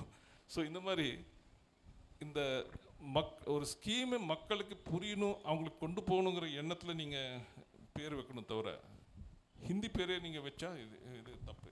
இன்னொரு பாயிண்ட்டுங்க, நான் அது மெயின் பாயிண்ட் நான் சொல்ல வருது, இந்த கான்ஸ்டியூண்ட் அசம்பிளியில் ஆகட்டும், அந்த டைமில் வி கேன் அண்டர்ஸ்டாண்ட். ஏன்னா நம்ம அப்போ தான் இங்கிலீஷ் ஆங்கிலேயர்கிட்ட இருந்து நம்ம ஃப்ரீடம் வாங்கியிருக்கோம். ஸோ இந்த இங்கிலீஷை விரட்டு, இங்கிலீஷ் லாங்குவேஜை விரட்டுங்கிற அந்த மனப்பான்மை அப்போ இருந்தது. We can understand. But today we realise England is no longer a great power. ஆனாலும் English language is a linguistic super power. வேர்ல்டில் லிங்குவிஸ்டிக் சூப்பர் பவர் யாருன்னு சொன்னால் இங்கிலீஷ் தான், அதில் டவுட்டே இல்லை. ஸோ நம்ம அந்த கருத்துலேருந்து வெளியில் வரணும். ஒன்று. ரெண்டாவது, ஒரு நாடு யுனைட்டடாக இருக்கிறதுக்கு ஒரே மொழி தான் இருக்கணுங்கிற கருத்தே தப்பு. யார் இந்த கான்ஸ்டியூண்ட் அசம்பிளியில் நிறைய பேர் என்ன சொன்னாங்க, they didn't want to promote even our Tamil Kannada கூட ப்ரொமோட் பண்ணக்கூடாது, நம்ம ஹிந்தி மட்டும் தான் ப்ரொமோட் பண்ணணும், மற்ற லாங்குவேஜை கிராஜுவலாக ஒழிச்சு கட்டணும் அப்படின்னு தான் பேசியிருக்கானுங்க நிறைய பேர். Multilingualism is not good for India's unity அப்படின்னு பேசியிருக்கானுங்க. ஹிந்தி மட்டும் தான் நம்ம வச்சுக்கணும்னு பேசியிருக்கானுங்க. இது தப்பான கருத்துங்க. ஏன்னா எந்த கண்ட்ரியில் நீங்கள் பார்த்தாலும் equal respect for all languages is what keeps the country United. ஒரு மொழிக்கு நீங்கள் அதிக முக்கியத்துவம் கொடுத்து நீங்கள் அதை திணிக்க பார்த்தீங்கன்னா அந்த இதில் நம்ம குடும்பத்திலே நீங்கள் பார்த்துருப்பீங்க, உங்கள் பேரண்ட்ஸு 5, நீங்கள் அண்ணா தம்பி அக்கா தங்கி 5 பேர் இருந்தால் உங்கள் பேரண்ட்ஸ் யாரோ ஒரு குழந்தைக்கு மட்டும் முக்கியத்துவம் கொடுத்தா ஆப்வியஸ்லி குடும்பத்தில் இது வரும், சண்டை வரும். அந்த மாதிரி a country should treat all its languages equally. No one language should be privileged, no one language should be marginalized. எந்த குறிப்பிட்ட லாங்குவேஜுக்கும் நம்ம அதிக முக்கியத்துவம் கொடுக்கக்கூடாது, எந்த குறிப்பிட்ட லாங்குவேஜும் நம்ம மட்டம் தட்டக்கூடாது. அப்போ தான் அந்த நாடு ஒற்றுமையாக இருக்கும். இது யாரெல்லாம் இதை கடைப்பிடிக்கலையோ அந்த நாடு ஒழிஞ்சிச்சு. ஃபார் எக்ஸாம்பிள், இந்த பாகிஸ்தானில் இவனுங்க உருது தான் நேஷ்னல் லாங்குவேஜ்னு சொல்லி திணிச்சானுங்க. பங்களாதேஷிஸ்க்கு அது பிடிக்கல, ஏன்னா அவங்க பெங்காலிக்கு மேலே அவங்களுக்கு பெற்று. ஸோ பங்களாதேஷ் பிரிஞ்சு போகிறதுக்கு ஒரு காரணம் imposition of Urdu on Pakistan. அதே மாதிரி யூஎஸ்எஸ்ஆர் பழைய சோவியட் யூனியன் உடஞ்சதுக்கு பல காரணங்கள் இருக்குது. நிறைய பேர் இந்த இக்கனாமிக் ட்ரபிள்ஸ்னால தான் உடஞ்சதுன்னு நினைக்கிறாங்க. இல்லை, இன்னொரு காரணமும் இருக்குது. ரஷ்யன் லாங்குவேஜை இவங்க எல்லா ரிப்பப்ளிக்ஸ் மேலேயும் திணிச்சானுங்க. தஜிகிஸ்தான், கிர்கிஸ்தான், கசகஸ்தான், இந்த அசர்பைஜான், அர்மேனியா, இது மேலே ரஷ்யன் லாங்குவேஜை திணிச்சானுங்க. அது அவங்களுக்கெல்லாம் பிடிக்கல. So that was one of the reasons for the breakup of the USSR. இப்போது கனடா எடுத்திங்கன்னா இங்கிலீஷ் அண்ட் ஃப்ரெஞ்ச் 2 லாங்குவேஜ் இருக்குது. ரெண்டுத்துக்கும் ஈக்குவல் முக்கியத்துவம் கொடுக்குறாங்க. கனடா ஒற்றுமையாக இருக்குது. சுவிட்சர்லாண்டில் பார்த்திங்கன்னா 4 மொழி இருக்குது. ஃப்ரெஞ்ச், ஜெர்மன், இட்டாலியன் அண்ட் ரொமான்ஷன் சொல்லி 4க்கும் ஈக்குவல் முக்கியத்துவம் கொடுக்குறாங்க. அது யுனைட்டடாக இருக்குது. யூரோப்பியன் யூனியன் எடுத்திங்கன்னா 24 ஒஃபிஷியல் லாங்குவேஜஸ் இருக்குது யூரோப்பியன் யூனியனில். எந்த ஒரு ஒஃபிஷியல் லாங்குவேஜுக்கும் அவங்க முக்கியத்துவம் கொடுக்கல. 24 லாங்குவேஜுமே ஈக்குவலி இம்பார்ட்டன்ட் அப்படின்னு சொல்லியிருக்காங்க. ஸோ என்ன கேட்டால், இந்தியாவில் 8th ஷெடியூலில் இப்பொழுதுக்கு 22 லாங்குவேஜஸ் இருக்குது. 22 லாங்குவேஜஸும் should be the official languages of the union. All 22 should be treated at par. இது அண்ணாதுரை அந்த அறிஞர் அண்ணா பீரியட்லேருந்து இந்த கோரிக்கை இருக்குது. ஏன் ஒரு லாங்குவேஜுக்கு மட்டும் நீங்கள் முக்கியத்துவம் கொடுக்குறீங்க? ஏன் ஒரு லாங்குவேஜை மட்டும் ப்ரிவிலேஜ் பண்ணுறீங்க? Treat all languages at par. That is how you நீங்கள் யுனைட்டடாக எப்போ இருக்க முடியும்னா, எல்லாரையும் நீங்கள் ஈக்குவலாக மதித்தா தான் யுனைட்டடாக இருக்க முடியும். ஒருத்தருக்கு நீங்கள் ப்ரிவிலேஜ் காமிச்சு இன்னொருத்தருக்கு நீங்கள் இது பண்ணிங்கன்னா அது சரியாக வராது. Nobody likes favouritism, nobody likes partiality. Okay, நம்ம மொழியிலிருந்து அடுத்த சப்ஜெக்ட் நகரலாம்னு நினைக்கிறேன். இதே ரொம்ப நேரம் பேசியிருக்கோம். அதில் கடைசியாக ஒன்று கேட்கணும். நம்ம தமிழ்நாட்டில் 50 வருஷத்துக்கு மேலே இருமொழி கொள்கையை பின்பற்றி இருக்கிறோம். ஆமாம். அதனால தமிழ்நாட்டுக்கு என்ன நன்மை நடந்திருக்கு? இன்ஃபேக்ட் ஐ வில் சே நிறைய நன்மை நடந்திருக்குங்கிறேன். ஏன்னா என்னோட தனிப்பட்ட கருத்து மட்டும் இல்லை, இது நிறைய பேர் சொன்ன பாயிண்ட்டுங்க.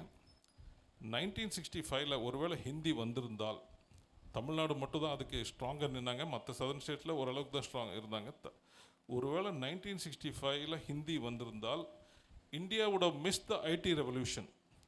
India would have missed the industrial revolution. India would have science, technology எல்லாத்துலேயுமே இந்தியா பின்தங்கியிருக்கும். Especially IT revolution India would have missed. ஏன்னா IT revolutionக்கு இங்கிலீஷ் தேவை.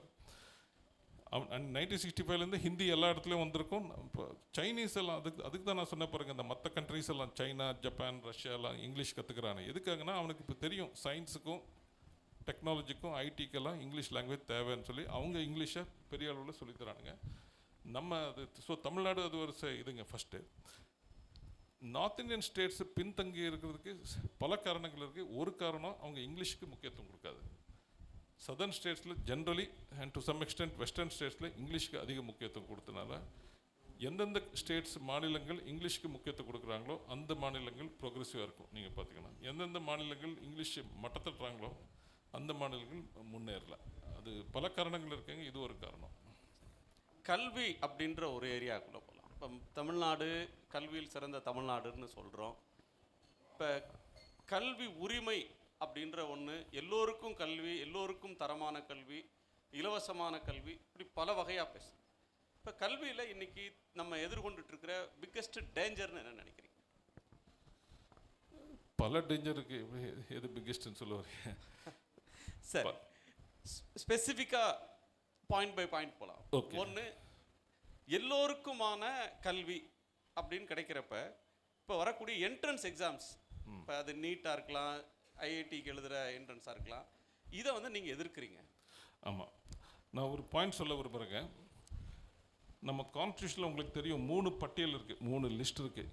Union list, state list, concurrent list. Union லிஸ்ட்டில் மத்திய அரசாங்கம் தான் சட்டம் இயக்க முடியும், இது பண்ண முடியும். ஸ்டேட் லிஸ்ட்டில் மாநில அரசு தான் பண்ண முடியும். கன்கரண்ட் லிஸ்ட்டில் 2 பேரும் சேர்ந்து பண்ணலாம். உலகத்தில் எல்லா கண்ட்ரீஸ்லையும், சக்ஸஸ்ஃபுல் கண்ட்ரீஸில், மெச்சூர் ஃபெடரேஷன்ஸில், யூஎஸ்ஏ ஆகட்டும், ஜெர்மனி ஆகட்டும், கனடா ஆகட்டும், ஆஸ்திரேலியா ஆகட்டும், மாநிலங்கள் தான் யூனிவர்சிட்டிஸை நடத்துது, மாநிலங்கள் தான் காலேஜஸை நடத்துது, மாநிலங்கள் தான் இது ஸ்கூலை நடத்துது. மத்திய அரசு இந்த கண்ட்ரீஸ்லலாம் ஸ்கூலையோ காலேஜோ யூனிவர்சிட்டியோ நடத்துறதில்ல. மத்திய அரசு என்ன நடத்துது இந்த கண்ட்ரீஸில்? They run advanced institutes of research, institutions of national importance, institutions of high scientific research. And மத்திய அரசு ஸ்டாண்டர்ட்ஸ், மினிமம் ஸ்டாண்டர்ட்ஸை, தட் இஸ் ஒரு போலி யூனிவர்சிட்டி இருக்கக்கூடாது, போலி டிகிரி இருக்கக்கூடாதுன்னு சொல்லி மினிமம் ஸ்டாண்டர்ட்ஸை செட் பண்ணுறாங்க. இதுதான் மத்திய அரசு அந்த இதில் பண்ணுது. இந்தியாவிலே அப்படி தான் இருந்தது. 1950லேருந்து 1976 வரைக்கும் அதே நிலைமை தான் இருந்தது. States are running everything. I mean of course மத்திய அரசு சில ஸ்கூல்ஸ் நடத்திட்டு இருந்தாங்க, தப்பது. But states are running everything. Indira Gandhi அம்மையார் இந்த எமர்ஜென்சி டைமில் ஒரு பெரிய தப்பு பண்ணாங்க. She shifted education from state list to concurrent list கொண்டு போனாங்க. இப்போ என்னாச்சு? எல்லாமே மத்திய அரசு உள்ளே பூந்து நாங்கள் சொன்னபடி தான் பண்ணோம், நாங்கள் வச்சு தான் சட்டம் அப்படிங்கிறாங்க. இப்படி பண்ணி நம்ம யூனிவர்சிட்டிஸோ ஸ்கூல்ஸோ பிரமாதமாக இருந்தாலும் பரவாயில்ல, நாங்கள் ஏற்றுக்கலாம். சரி, அவங்க எடுத்ததுக்கப்புறம், அவங்க மேனேஜ்மெண்ட் வந்ததுக்கப்புறம் நல்ல திங்ஸ் ரொம்ப இம்ப்ரூவ் ஆகிருக்குங்க அப்படின்னு சொல்லலாம். அது நடமை கிடையாது. இப்போ யூனிவர்சிட்டிஸ் நீங்கள் பார்த்தீங்கன்னா வேர்ல்டில் டாப் 200 யூனிவர்சிட்டிஸ், ஒரு டைம்ஸ் ஹையர் எஜுகேஷன் ரேங்கிங்னு சொல்லி இங்கிலாண்டில் லண்டன்லேருந்து ஒன்று வருது. டாப் 200 ரேங்கிங்ஸில் ஒரு இந்தியன் யூனிவர்சிட்டி ஒரு இன்ஸ்டியூட் கூட இல்லை. இந்தியன் இன்ஸ்டியூட் ஆஃப் சயின்ஸ் 201லேருந்து 250 ரேங்கில் ஃபஸ்ட்டு வருது. உங்கள் அண்ணா யூனிவர்சிட்டி 400லேருந்து 600க்குள்ளே வருது, 400லேருந்து 500க்குள்ளே வருது. உங்கள் ஜேஎன்யூ, விஐடி, இந்த என்ஐடி ட்ரிச்சி, அப்புறம் பிட்ஸ் பிலானி, இதெல்லாம் நம்ம பெரிய இன்ஸ்டியூட்னு நினைக்கிறோம். இவங்கெல்லாம் 600லேருந்து 1000க்குள்ளே இருக்கு அவங்க ரேங்க். தட் இஸ் நம்ம எதெல்லாம் பெரிய இன்ஸ்டியூட்னு நினைக்கிறோமோ அதெல்லாம் உலக அளவில் அவங்க ஒன்றுமே கிடையாது. ஐ hope I am clear. That is நீங்கள் மையமாக்கப்படுத்துறதுனால நம்ம குவாலிட்டி ஒன்றும் இம்ப்ரூவ் ஆகலை. இது ஒன்று. காலேஜஸ் யூனிவர்சிட்டிஸை பொறுத்த வரைக்கும் இப்படி. ஸ்கூல்ஸை பொறுத்த வரைக்கும் programme for international student assessment, பீஸான்னு ஒன்று இருக்குது. தட் இஸ் 3 வருஷத்துக்கு ஒரு வாட்டி 9ஆம் கிளாஸ் பசங்களுக்கு டெஸ்ட்டு கொடுப்பாங்க. ஒரு கண்ட்ரியோட ஸ்கூல் ஸ்டாண்டர்டும் இன்னொரு கண்ட்ரியோட ஸ்கூல் ஸ்டாண்டர்டும் ஒப்பிடுறதுக்கு பீஸான்னு சொல்லி ஒரு பரீட்சை நடக்கும். 3 வருஷத்துக்கு ஒரு வாட்டி நடக்கும். 2000 ஆரம்பித்தாங்க. 9ஆம் கிளாஸ் பசங்களுக்கு கொடுப்பாங்க, டெஸ்ட் கொடுப்பாங்க. 2003, 6, 9, 2009 இந்தியா போய் கலந்துக்குச்சு. அதில் இந்தியாவில் இருக்கிற பெஸ்ட்டு 2 மாநிலம், that is Tamil Nadu and Himachal Pradesh. நார்த்தில் ஒரு ஸ்டேட்டு, சவுத்தில் ஒரு ஸ்டேட்டில், அதில் இருக்கிற ஸ்கூல்ஸை இதில் பார்ட்டிசிபேட் பண்ணாங்க. இந்த டெஸ்ட்டில் பாஸ் பண்ணாங்க. இந்தியாவோட ரேங்க் என்னன்னு நினைக்கிறீங்க? 74 கண்ட்ரிஸ் பார்ட்டிசிபேட் பண்ணிச்சு. அதில் இந்தியாவோட ரேங்க்கு 73. நம்ம கீழே நல்ல வேலை கிர்கிஸ்தான் சொல்லி ஒருத்தர் இருந்தான். என்ன, அந்த கிர்கிஸ்தான் இல்லாட்டி ரொம்ப அவ்வளோ நிலைமையாக இருக்கும். அதே இது யூபி பிஆர் ஸ்கூல் இப்போ அனுப்பிச்சிருந்தால் கிர்கிஸ்தான் கீழே நம்ம போயிருப்போம். நம்ம தமிழ்நாட்டில் இந்தியாவில் இருக்கிற பெஸ்ட்டு ஸ்கூல்ஸ் அனுப்பிச்சா இப்படி நிலைமை. ஸோ எதுக்கு சொல்ல வரேன்னா, நான் பாயிண்ட் என்ன சொல்ல வரேன்னா, நீங்கள் சென்ட்ரலைஸ் பண்ணி தரத்தை உயர்த்திங்களான்னா நான் அதை ஏற்றுக்கிறேன். அது கூட யாரெல்லாம் சென்ட்ரலைஸ் பண்ணி, இப்போ அமெரிக்காவில் பார்த்தீங்கன்னா அந்த 200 டாப் 200ல் ஒரு 55 யூனிவர்சிட்டி இருக்குது. ஆஸ்திரேலியாவில் 10 என்னமோ இருக்குது. ஜெர்மனியில் 20 இருக்குது. யாரெல்லாம் ஸ்டேட்ஸ் கிட்ட விட்டு நீங்களே நடத்திக்கோங்கன்னு சொல்கிறாங்களோ அவங்க இதில் தரம் நல்லா இருக்குது. நீங்கள் இவ்வளோ சென்ட்ரலைஸ் பண்ணி உங்கள் தரம் நல்லா இல்லை. இதில் என்ன தெரியுது? நீங்கள் ஒன்று சென்ட்ரலைஸ்னால உங்களுக்கு ஒன்றும் பிரயோஜனம் இல்லைன்னு தெரியுது. ஃபஸ்ட்டு பாயிண்ட்டுங்க, central government should not be running schools. That is not the central government's job. Central government should not be running colleges. That is not the central government's job. In no other federal country, central government runs schools and colleges. Central government should not also be running universities. அது அவங்க வேலை இல்லை. ஜெர்மனியில் ஆகட்டும், யூஎஸ்ஏல ஆகட்டும், கனடாவில் ஆகட்டும், ஆஸ்திரேலியாவில் ஆகட்டும், central government doesn't run schools, central government doesn't run colleges, central government doesn't run universities. As I said, central government only runs NASA மாதிரி அந்த இது நாசா மாதிரி அட்வான்ஸ்ட் சயின்டிஃபிக் இன்ஸ்டியூட்ஸு, இல்லாட்டி எய்ம்ஸ் மாதிரி ஒரு அட்வான்ஸ் மெடிக்கல் ரிசர்ச் இன்ஸ்டியூட், அந்த மாதிரி நடத்தினா பரவாயில்ல. ஐஐடிஸ் நடத்துங்க, ஐஏஎம்ஸ் நடத்துங்க, அட்வான்ஸ் சயின்டிஃபிக் சிஎஸ்ஐஆர் நடத்துங்க, அது நடத்துங்க. இப்போ நீங்கள் ஸ்கூலு காலேஜ் இந்த மாதிரி நடத்துனால என்ன ஆகுதுன்னா, ரிசர்ச்சுக்கு நீங்கள் போதிய அளவுக்கு நீங்கள் செலவு பண்ணுறதில்ல. இந்தியாவில் என்ன ஆகிறோம், நீங்கள் ஸ்கூலுக்கு செலவு பண்ணுறப்போ அந்த பணம் நீங்கள் ஸ்கூலெல்லாம் நடத்துறது விட்டிங்கன்னா அந்த பணத்தை you can divert it to research. ரிசர்ச்சுக்கு we are spending only about 0.65% of our ஜிடிபிங்க. வேறஸ் அமெரிக்காவில் 3.8% பண்ணுறான், சைனாவில் 3.1% பண்ணுறான், ஜெர்மனியெல்லாம் 3%, இவன் ஆஸ்திரேலியா கனடாவில் 1.8%. ஸோ நம்ம எங்கே தேவையோ அங்கே நம்ம செலவு பண்ணாமல் எங்கே தேவையில்லையோ அங்கே செலவு பண்ணுறோம். So my point is central government should get out of schools, get out of colleges, get out of universities, and they should only இது. அண்ட் ஸ்டேட்ஸுக்கு எந்த ஃபாரின் கண்ட்ரிலையும், ஜெர்மனி இதில் எந்த கண்ட்ரிலுமே மத்திய அரசு நடத்துகிற ஒரு என்ட்ரன்ஸ் டெஸ்ட் கிடையாது. அமெரிக்காலேயோ ஜெர்மனிலையோ அவங்க நம்மளோட தரத்தில் அதிகமாக இருக்காங்க. நான் ஏற்கனவே சொன்னேன், அவங்க யூனிவர்சிட்டிஸ் எத்தனையோ மேலே. அந்த ஸ்கூல் ரேங்கிங்லேயும் பார்த்தீங்கன்னா அவங்கெல்லாம் 10, 6, 9 அந்த ரேங்க்கில் இருக்காங்க. நான் சொன்ன இந்த கண்ட்ரிஸ் எல்லாம் 6, 10, 15 அப்படி இருக்காங்க. 20க்குள்ளே இருக்கானுங்க எல்லாருமே. நம்ம 73. அது சொல்ல மறந்துட்டேன். 2009 73, 2012 நம்ம பாய்காட் பண்ணிட்டோம். இது நாங்கள் ஒத்துக்கலான்னு சொல்லிட்டோம். 2015 பாய்காட்டு, 2018 பாய்காட்டு, 22 பாய்காட்டு, 25 பாய்காட்டு. இது நாங்கள் ஒத்துக்கல இந்த அப்படின்னு சொல்லி நம்ம பாய்காட் பண்ணுறோம். ஸோ வேறு சைனா எப்படின்னா டாப் 5ல் இருக்காங்க. எப்போ பார்த்தாலும் அவங்க சைனீஸ் ஸ்கூல்ஸு டாப் 5ல் இருக்குது. சிங்கப்பூர் ஸ்கூல்ஸு 1 and 2ல் இருக்குது. So my simple point is, அமெரிக்காவில் எப்படி பண்ணுறாங்க, கனடாவில் எப்படி பண்ணுறாங்க, ஆஸ்திரேலியாவில் எப்படி பண்ணுறாங்க, ஜெர்மனி எப்படி பண்ணுறாங்க, இதெல்லாம் முன்னேறிய நாடுகள். இங்கே ஸ்டேட்ஸ் தான் நடத்துகிறாங்க எல்லாமே. இங்கே இந்த நீட் மாதிரி இந்த மாதிரி நேஷ்னல் என்ட்ரன்ஸ் எக்ஸாம் கிடையாது. எல்லாம் ஸ்டேட்டுக்கிட்டே விட்டாங்க. நீங்களே முடிவு பண்ணுங்கள், எப்படி அட்மிஷன் பண்ணுறது நீங்களே முடிவு பண்ணுங்கள், எல்லாம் நீங்களே பண்ணுங்கன்னு சொல்லிட்டாங்க. சென்ட்ரல் கவர்மெண்ட் இன்ஸ்டியூட்ஸ்க்கு தாராளமாக நீங்கள் என்ட்ரன்ஸ் எக்ஸாம் நடத்திக்கிட்டோம். ஆமாம், எய்ம்ஸ்க்கு அவங்க நடத்திக்கிட்டோம், எய்ம்ஸ்க்கு அவங்க நடத்திக்கிட்டோம், ஐஐடிக்கு நடத்திக்கிட்டோம். அதுக்கு எங்களுக்கு ஆட்சேபம் இல்லை. ஐஎம்ஸ்க்கு இதுக்கெல்லாம் நடத்திக்கிட்டோம். ஆனால் ஸ்டேட் உருவாக்கின இன்ஜினியரிங் காலேஜஸ், இப்போ நீங்கள் நீட்டுக்கு நீங்கள் வந்து எதிர்ப்பு தெரிவிக்கிறீங்க, அல்லது ஐஐடி ஜேஇக்கு எதிர்ப்பு தெரிவிக்கிறீங்கன்னா? இல்லை, ஐஐடி ஜேஇக்கு அந்த எதிர்ப்பு தெரிவிக்கல. அது சென்ட்ரல் இன்ஸ்டியூட்ஸ் அவங்க நடத்தலாம், தாராளமாக நடத்தலாம். நீட்டுக்கு எதுக்கு தெரிவினா ஸ்டேட் ரைட் அப்படின்ற ஆஸ்பெக்ட்ல இருந்து எதுக்குறீங்களா, இல்லை வேற ஆங்கிள் இருக்கா? 2-3 ஆங்கிள் இருக்குங்க இதில். ஒன்று, நான் அந்த எப்படி சொல்கிறதுன்னு தெரியல, இங்கிலீஷில் ஒரு இது இருக்குங்க, பிரின்சிபல் ஆஃப் சப்சிடியாரிட்டின்னு ஒன்று இருக்குது. பிரின்சிபல் ஆஃப் சப்சிடியாரிட்டினா மக்களுக்கு நெருங்கிய கவர்மெண்ட் டியர் ஏதோ அதில் தான் வேலை செய்யணும். தட் இஸ், ஒரு வேலை பஞ்சாயத்தில் பண்ண முடிஞ்சால் அது பஞ்சாயத்து லெவல்லே பண்ணி முடிக்கணும். ஒரு வேலை முனிசிபாலிட்டியில் பண்ண முடிஞ்சால் முனிசிபாலிட்டி லெவலில் பண்ணி முடிக்கணும். பஞ்சாயத்தால் செய்ய முடிய வேலையை மாவட்ட அளவில் பண்ணக்கூடாது. மாவட்ட அளவில் செய்யக்கூடிய வேலையை மாநில அளவில் பண்ணக்கூடாது. மாநில அளவில் செய்யக்கூடிய வேலையை மத்திய அரசில் செய்யக்கூடாது.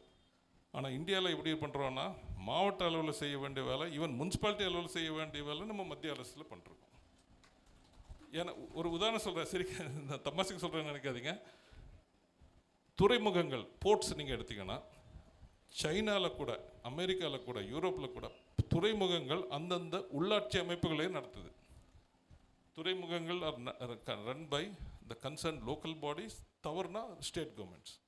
இப்போ சைனாவில் துறைமுகம், ஷாங்காய் போர்ட்டு பெரிய போர்ட்டுங்க. அமெரிக்காவில் பெரிய போர்ட்ஸு, யூரோப்பில் இருக்கிற பெரிய போர்ட்ஸ் எல்லாம் either state governments run them or local bodies run, அந்தந்த முனிசிபாலிட்டி, அந்தந்த corporation. So Chennai port Chennai கார்பரேஷனை நடத்திட்டு போகலாம், இல்லாட்டி தமிழ்நாடு கவர்மெண்ட் நடத்திட்டு போகலாம். அது எதுக்கு மத்திய அரசு நடத்தணும்? ஏன்னா அது சென்னை போர்ட்டில் நடத்துகிற அந்த ஐஏஎஸ் ஆஃபீஸர் தமிழ்நாட்டுக்காரன் தான். தமிழ்நாட்டிலேருந்து ஒரு ஐஏஎஸ் ஆஃபீஸர் தான் அங்கே டெப்டேஷனில் போடுறாங்க. அதுக்கு தமிழ்நாடு கவர்மெண்ட்டை அவனை போஸ்டிங் போட்டு போகலாமே. ஸோ இது தேவையே இல்லை. தட் இஸ், இந்தியாவில் நம்ம பின்தங்கிறதுக்கு ஒரு காரணங்க, நம்ம டிசிஷன் சீக்கிரம் எடுக்க மாட்டேங்கிறோம். நம்ம டிசிஷன் சீக்கிரம் ஏன் எடுக்க மாட்டேங்கிறோன்னா, பிளாக் லெவலில் எடுக்க முடிவு, பஞ்சாயத்து லெவலில் எடுக்க வேண்டிய முடிவு மாவட்ட அளவில் எடுத்துகிட்டு இருக்கோம். மாவட்ட அளவில் எடுக்க வேண்டிய முடிவு மாநில அளவில் எடுத்துகிட்டு இருக்கோம். மாநில அளவில் எடுக்க வேண்டிய முடிவு இங்கே எடுத்துருக்கோம். இது மத்திய அரசு லெவலில் எடுக்கும். ஆப்வியஸ்லி டிலே ஆகும், ஆப்வியஸ்லி கரப்ஷன் இருக்கும், ஆப்வியஸ்லி நம்ம ப்ரோக்ரஸ் பாதிக்கும். இன்னொரு உதாரணம் கொடுக்குறேங்க. பிரைம் மினிஸ்டர்ஸ் கிராம் சடக் யோஜனா, பிஎம்ஜிஎஸ்ஒய்னு ஒரு ஸ்கீம் இருக்குது. கிராம சாலைகள், தட் இஸ் அன்கனெக்டட் ஹேபிடேஷனுக்கு இருக்கிற சாலைகள் இப்போது ஓரளவு, அது நீங்கள் என்ன பண்ணணும், மத்திய அரசாங்கம் என்ன பண்ணணும் ஆக்சுவலாக, இந்தாங்க இத்தனை பணம் இருக்குது, தமிழ்நாடு இத்தனை வச்சுக்கோங்க, கேரளா இத்தனை வச்சுக்கோங்க, யூபி இத்தனை வச்சுக்கோங்க, இது வச்சுக்கோங்க, நீங்கள் பிரித்து கொடுங்க அப்படின்னு சொல்லணும். ஸ்டேட் என்ன பண்ணணும், மாவட்ட வாரியாக பிரித்து கொடுக்கணும். கலெக்டர் என்ன பண்ணணும், பிளாக் வாரியாக பஞ்சாயத்து வாரியாக பிரித்து நீங்கள் எங்கே ரோடு எல்லாம் சரியாக இல்லையோ அது பண்ணுங்கங்கணும். ஆனால் நடைமுறையில் எப்படி நடக்குது தெரியுமா உங்களுக்கு? எல்லா ரோடு ப்ரப்போசலும் டெல்லி வரைக்கும் போகணும் அப்ரூவலுக்கு. தருமபுரியிலேருந்து பாப்பிரெட்டிப்பட்டிக்கு ஒரு ரோடு, அந்த இது டெல்லியில் போய் அப்ரூவல் ஆகிட்டு வரணும். எதுக்கு வரணும்? அவனுக்கு என்ன தெரியும், தருமபுரி பற்றி என்ன தெரியும்? இல்லை, அதே மாதிரி ஸ்மார்ட் சிட்டி மிஷன்னு இருக்குங்க. சென்னை சிட்டிலையோ இல்லாட்டி கோயம்புத்தூர் சிட்டிலையோ என்ன பணிகள் எடுக்கணுங்கிறது அவங்க அந்த கார்பரேஷன் லெவலில் முடிவு எடுக்க முடியாது. அவங்க ப்ரொப்போசல் அனுப்பிச்சு கவர்மெண்ட் ஆஃப் இந்தியாவுக்கு போய் அவன் அதை கிளியரன்ஸ் கொடுத்ததுக்கப்புறம் தான் அந்த பணிகள் நீங்கள் பண்ண முடியும். இதனால எவ்வளோ delay. So the principle of சப்சிடியாரிட்டிங்கிறது ஒரு முக்கியமான பிரின்சிபலுங்க. decision should be made closest to the people. That is the principle. Decision should be made closest to the, and the principle நம்ம ஃபாலோ பண்ணுறல. அந்த பிரின்சிபல் படி school should not be run by government of India. அந்த principal படி colleges should not be run by government of India. அந்த principal படி universities also should not be run by government of India. அந்த principle is followed in இதில் Australia, Canada, Germany and USA, இந்த மாதிரி எல்லா progressive கண்ட்ரீஸில் அதான் ஃபாலோ பண்ணுறாங்க. அவங்க யூனிவர்சிட்டிஸ் நல்லா தான் இருக்குது. அதனால அவங்க யூனிவர்சிட்டிஸ் கெட்டு போகல, நல்லா தான் இருக்குது அவங்க universities. Nobody is saying that விட்டு இது போச்சுன்னு யாரும் சொல்லல. ஸோ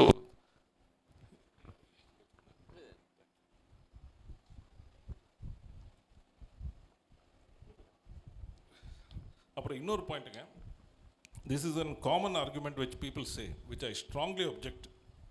அது என்ன அப்ஜெக்ட் இதென்னா, ஸ்டேட்ஸுக்கு திறமை இல்லை, ஸ்டேட்ஸு சொதப்பிடுவானுங்க, ஸ்டேட்ஸுக்கிட்ட கொடுத்தா அவங்க சரியாக பண்ண மாட்டாங்க, மத்திய அரசாங்கத்துக்கு தான் ஒன்றிய அரசுக்கு தான் எல்லாமே விஷயம் தெரியும், அவங்களால தான் சரியாக பண்ண முடியுங்கிற ஒரு ஆர்குமெண்ட்டு அடிக்கடி வைக்கப்படுது.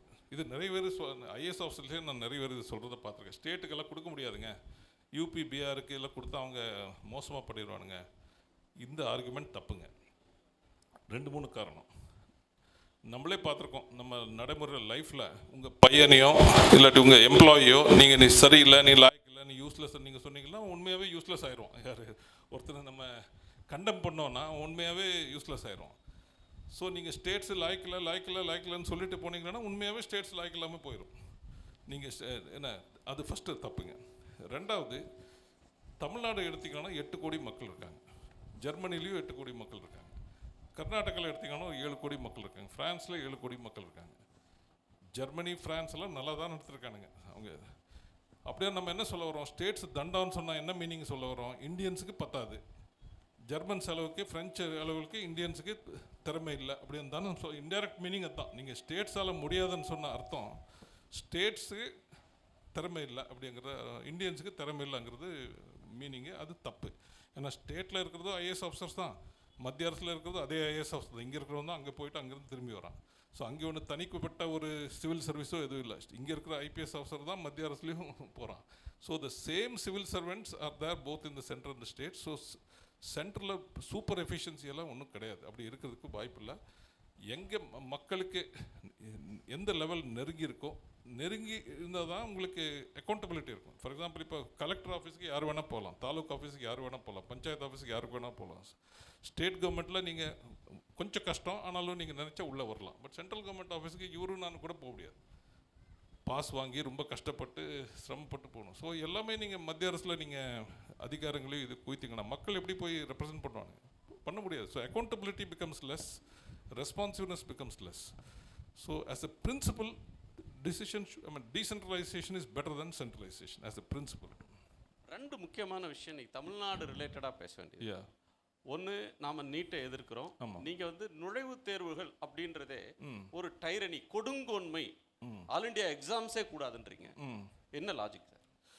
இல்லை, நான் ஏற்கனவே சொன்ன மாதிரிங்க, சென்ட்ரல் கவர்மெண்ட் இன்ஸ்டியூட்ஸ்க்கு தாராளமாக நுழைவுக் கொள்கைகள் அவங்க வைக்கட்டும். நான் சொல்கிற பாயிண்ட் அதுதான். ஸ்டேட்ஸ் நடத்துகிற இன்ஸ்டியூட்ஸுக்கு, ஸ்டேட்ஸ் ஆரம்பித்த இன்ஜினியரிங் காலேஜோ, ஸ்டேட்ஸ் ஆரம்பித்த மெடிக்கல் காலேஜோ, ஸ்டேட்ஸ் ஆரம்பித்த ஆர்ட்ஸ் அண்ட் சயின்ஸ் காலேஜுக்கு நீ கவர்மெண்ட் லெவலில், ஆல் இண்டியா லெவலில் என்ட்ரன்ஸ் எக்ஸாம் நடத்தாது. நீ முன்னாடி இன்ஸ்டியூட்டுக்கு நீ நடத்து, அதில் எனக்கு ஒன்றும் ஆச்சரியப்படலை. அந்தந்த ஸ்டேட்டுக்கிட்ட விட ஒன்றா அவங்க என்ட்ரன்ஸ் எக்ஸாம் நடத்தட்டும், இல்லாட்டி +2 மார்க்ஸோ இல்லாட்டி இந்த மார்க்ஸ் ஏதோ வச்சு பண்ணிட்டோம். தமிழ்நாட்டில் உங்களுக்கு தெரியும், ஒரு டைமில் என்ட்ரன்ஸ் எக்ஸாம் இருந்தது, அப்புறம் என்ட்ரன்ஸ் எக்ஸாம் எடுத்து +2ல் மெடிக்கல். நீட்டுக்கு வந்தப்போ அவங்க சொன்ன ஒரு முக்கியமான ஆர்குமெண்ட் ஒரு 2-3 மல்டிபிள் எக்ஸாம் ஸ்டூடெண்ட்ஸ் எழுதுறாங்க, அதனால மாணவர்களோட சுமை குறையும். 2வது, மெடிக்கல் எஜுகேஷன், மருத்துவ கல்வியினுடைய தரம் உயரணும், ஸ்டாண்டர்டைஸ் பண்ண தரத்தை உயர்த்தணும்னாங்க. 3வது, நிறைய காசு செலவாகுது, தனியார் காலேஜஸ்லாம் கண்ணாமண்ணான்னு லட்சக்கணக்கில் ஃபீஸ் வாங்குறாங்க, அதை கமர்ஷியலைசேஷனை குறைக்கும். திருப்பி இந்த பாயிண்ட் வரேங்க. மத்திய அரசாங்க இன்ஸ்டியூட்டுக்கு நீங்கள் என்ன வேணால் பண்ணிட்டு போங்க, நீங்கள் தனித்தனியை பரீட்சை வச்சுக்கோங்க, சென்ட்ரல் யூனிவர்சிட்டிக்கு தனித்தனி பரீட்சை வச்சுக்கோங்க, இல்லாட்டி ஜாயிண்ட் எக்ஸாம் வைங்க, அது எங்களுக்கு ஆச்சரியப்படலை. நீங்கள் ஆல் இண்டியா சென்ட்ரல் கவர்மெண்ட் இன்ஸ்டிடியூஷன்ஸ்க்கு நீங்கள் by all means you keep என்ன இது ஸ்டேட்ஸ் எப்படி ஃபில்அப் பண்ணுங்கிறது அந்தந்த ஸ்டேட் கிட்ட விடுங்க. Let the state decide whether they want an entrance exam, state level entrance exam வச்சுக்கலாமா, இல்லாட்டி +2 மார்க்கு வச்சு பண்ணலாமா, இல்லாட்டி 10th அண்ட் 12th மார்க் ரெண்டு சேர்த்து பண்ணலாமா, அந்தந்த ஸ்டேட் கிட்ட விட்டுருங்க. இந்த மாடல் தான் உலக அளவில் ஃபாலோ பண்ணிருக்கு. So you follow what is the global best practice. இது ஒரு பாயிண்ட்டுங்க. செகண்டு, நீட்டுனால தரம் இருந்துச்சுங்கிறதே போய், அந்த ஆர்குமெண்ட்டே போய். நிறைய பேருக்கு இது தெரியாதுங்க. நீட்டோட cut off mark, NEET MBBS, NEET யூஜியில் cut off mark last 5 years average பார்த்தீங்கன்னா இட்ஸ் ஒன்லி அபவுட் 20%. ஜென்ரல் கேண்டிடேட்ஸ்க்கே 20%, ஓபிசி எஸ்சி எஸ்டிக்கு இன்னும் கொஞ்சம் கம்மி.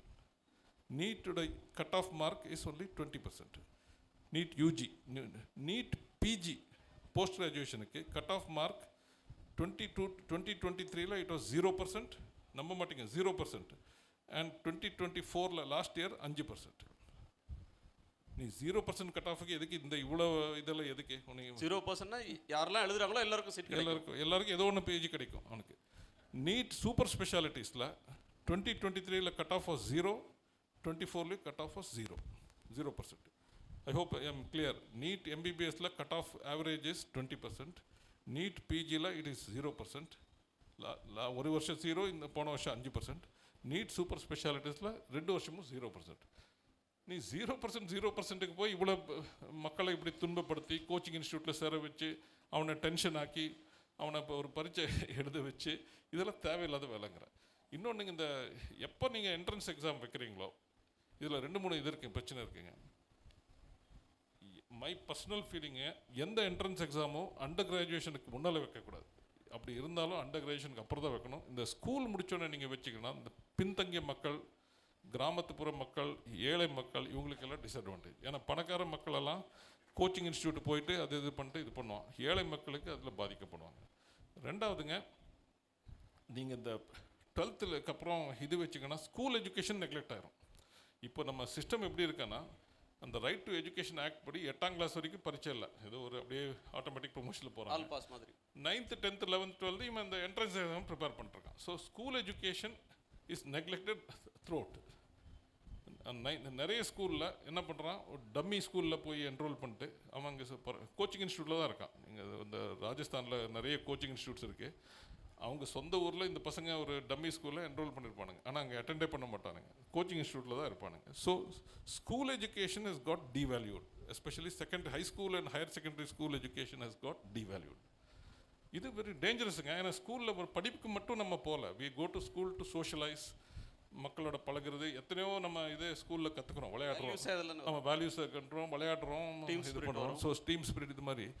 ஸோ அது போகுது. தட் இஸ் டம்மி ஸ்கூல்ஸ் வருது, கோச்சிங் இன்ஸ்டியூட் வருது, ஏழைகள் அண்டு கிராமப்புற மக்களுக்கு இது ஒரு டிஸ்அட்வான்டேஜ். அண்ட் இத்தனை சரி இவ்வளோ பண்ணியும் நீ ஏதோ சாதிச்சேன்னு வச்சுக்கோங்க, நீ என்ன சாதிச்ச? 0% தான் கட் ஆஃப். பின்ன எதுக்கு இது பண்ணுற? That's my point. That is நீங்கள் ஒரு முயற்சியில் நீங்கள் இறங்குனீங்கன்னா அதுக்கு ரிசல்ட் காமிச்சிங்கன்னா நான் ஒத்துக்கிறேன். உங்கள் முயற்சி தப்பாக இருந்தாலும் நான் சொல்லுவேன், சரி ரிசல்ட் காமிக்கிறாங்க இவங்க, என்ன இந்தியன் யூனிவர்சிட்டிஸோட தரத்தை உயர்த்திட்டாங்க, நீட்டு இது தரத்தை உயர்த்திட்டாங்க, இதெல்லாம் கிடையாது. இட்ஸ் ஃபால்ஸுங்க. நான் ஒரு தனிப்பட்ட ஒரு அனுபவம் சொல்லட்டுமா? இந்த நீட் மார்க் கட் ஆஃப் சொன்ன பாருங்க, எனக்கு நான் வைஸ் சான்சலர் இருந்தப்போ இந்த அனுபவம் எனக்கு ஏற்கனவே இருந்தது. நான் இந்த கடல்சார் பல்கலைக்கழகத்தின் துணைவேந்தராக இருந்தேன். அங்கே எங்களுக்கு ஒரு 5 கேம்பஸஸ் இந்தியா ஃபுல்லாக இருந்தது, ப்ளஸ் ஒரு 40 காலேஜ் அஃபிலியேட்டட் காலேஜஸ் இருந்தது. இவங்களுக்கு நாங்கள் ஒரு பரீட்சை நடத்தோம், காமன் என்ட்ரன்ஸ் டெஸ்ட்டுன்னு வருஷமும் நடத்துவோம். ஸோ நான் 45% கட் ஆஃப் மார்க் வச்சேன். இந்த ப்ரைவேட் காலேஜஸ் எல்லாம் வந்து மூக்கால எழுதானுங்க, சார் 45% போட்டால் எங்கள் சீட் ஃபில்லப் ஆகும். சொல்லணும்னா கப்பலில் வேலை செய்கிறதுக்கான இன்ஜினியர். ஆமாம். அந்த ஸோ இந்த ப்ரைவேட் இன்ஸ்டியூட்ஸ் இருக்குது 40. அவங்க என்ன சொன்னாங்க, சார் 40%, 45% ரொம்ப ஹை சார், எங்கள் பாதி சீட்டு காலியாக இருக்குது அப்படிங்கிறாங்க. சரி 40%ன்னு குறைச்சேன். சார் இன்னும் சீட்டு காலியாக இருக்குது அப்படின்னு. சரி தொலைஞ்சிட்டு போங்கன்னு சொல்லி 35% குறைச்சேன். சார் இன்னும் காலியாக இருக்குன்னு நானுங்க. இப்படியே போயிட்டு இருந்தா நீங்கள் உங்கள் சீட்டெல்லாம் எங்களுக்கு சரண்டர் பண்ணுங்கள், நாங்கள் ஃபில்லப் பண்ணி தரோம். இல்லாட்டி ஒரு ட்ரெயின்லேயோ இல்லை ஹோட்டல்லையோ ஃப்ளைட்டில் டிஸ்கவுண்ட் சேல்ஸுங்கிற மாதிரி நீ ஒரு சீட்டை டிஸ்கவுண்ட் சேலில் போட்டு நீ அலாட் பண்ணு, ஆனால் இதுக்கு மேலே குறைக்க முடியாதுன்னு சொன்னேன். எதுக்கு சொல்ல வரேன்னா, இப்போ நீட் இவ்வளோ கம்மியானதுக்கு காரணம், நீங்கள் எதுக்கு இப்படி 0% ஆச்சுன்னு நீங்கள் அந்த கேள்வி கேட்கல. 0%க்கான காரணம் இந்த ப்ரைவேட் காலேஜஸ் லாபி, இந்த ப்ரைவேட் மெடிக்கல் காலேஜஸ் லாபி. அந்த கட் ஆஃப் 0% பண்ணால் தான் அவனால் எல்லா சீட்டும் ஃபில்அப் பண்ண முடியும். NEET PG cut off NEET MBBS 20% இருந்தால் தான் அவனோட ப்ரைவேட் காலேஜஸ். ஸோ இது என்னன்னா, நீட் இந்த கவர்மெண்ட் காலேஜுக்கு போட்டி கடுமையாக இருக்குது. அந்த சென்ட்ரல் மெடிக்கல் காலேஜஸ்க்கு cut off is very high 95%. State medical காலேஜஸ்க்கு cut off is very high 90%. ஆனால் இந்த ப்ரைவேட் மெடிக்கல் காலேஜஸ்க்கு நீங்கள் 20% இருந்தாலும் போகலாம், பரீட்சை எழுதினா போதும் 0% இருந்தாலும் போகலாம். ஆனால் ப்ரைவேட் மெடிக்கல் காலேஜஸ்க்கு யார் போகிறா? 1 கோடி கட்டிட்டு இல்லாட்டி 50 லட்சம் கட்டிட்டு இல்லாட்டி 2 கோடி கட்டிட்டு போகிறவங்க யார்? பணக்காரங்க தான். ஸோ இது என்ன ஆகுது, இந்த எக்ஸாம்னால நீங்கள் தரத்தை உயரத்தில் மக்களுக்கு தேவையான டென்ஷன் கொடுக்குறீங்க. அண்டு என்ன, it becomes a joke. 0% cut off becomes a joke. And 0% is because they want to help the private fellows to fill up all their seats. அதுக்கு தான் அந்த 0% இருக்கிற காரணம்.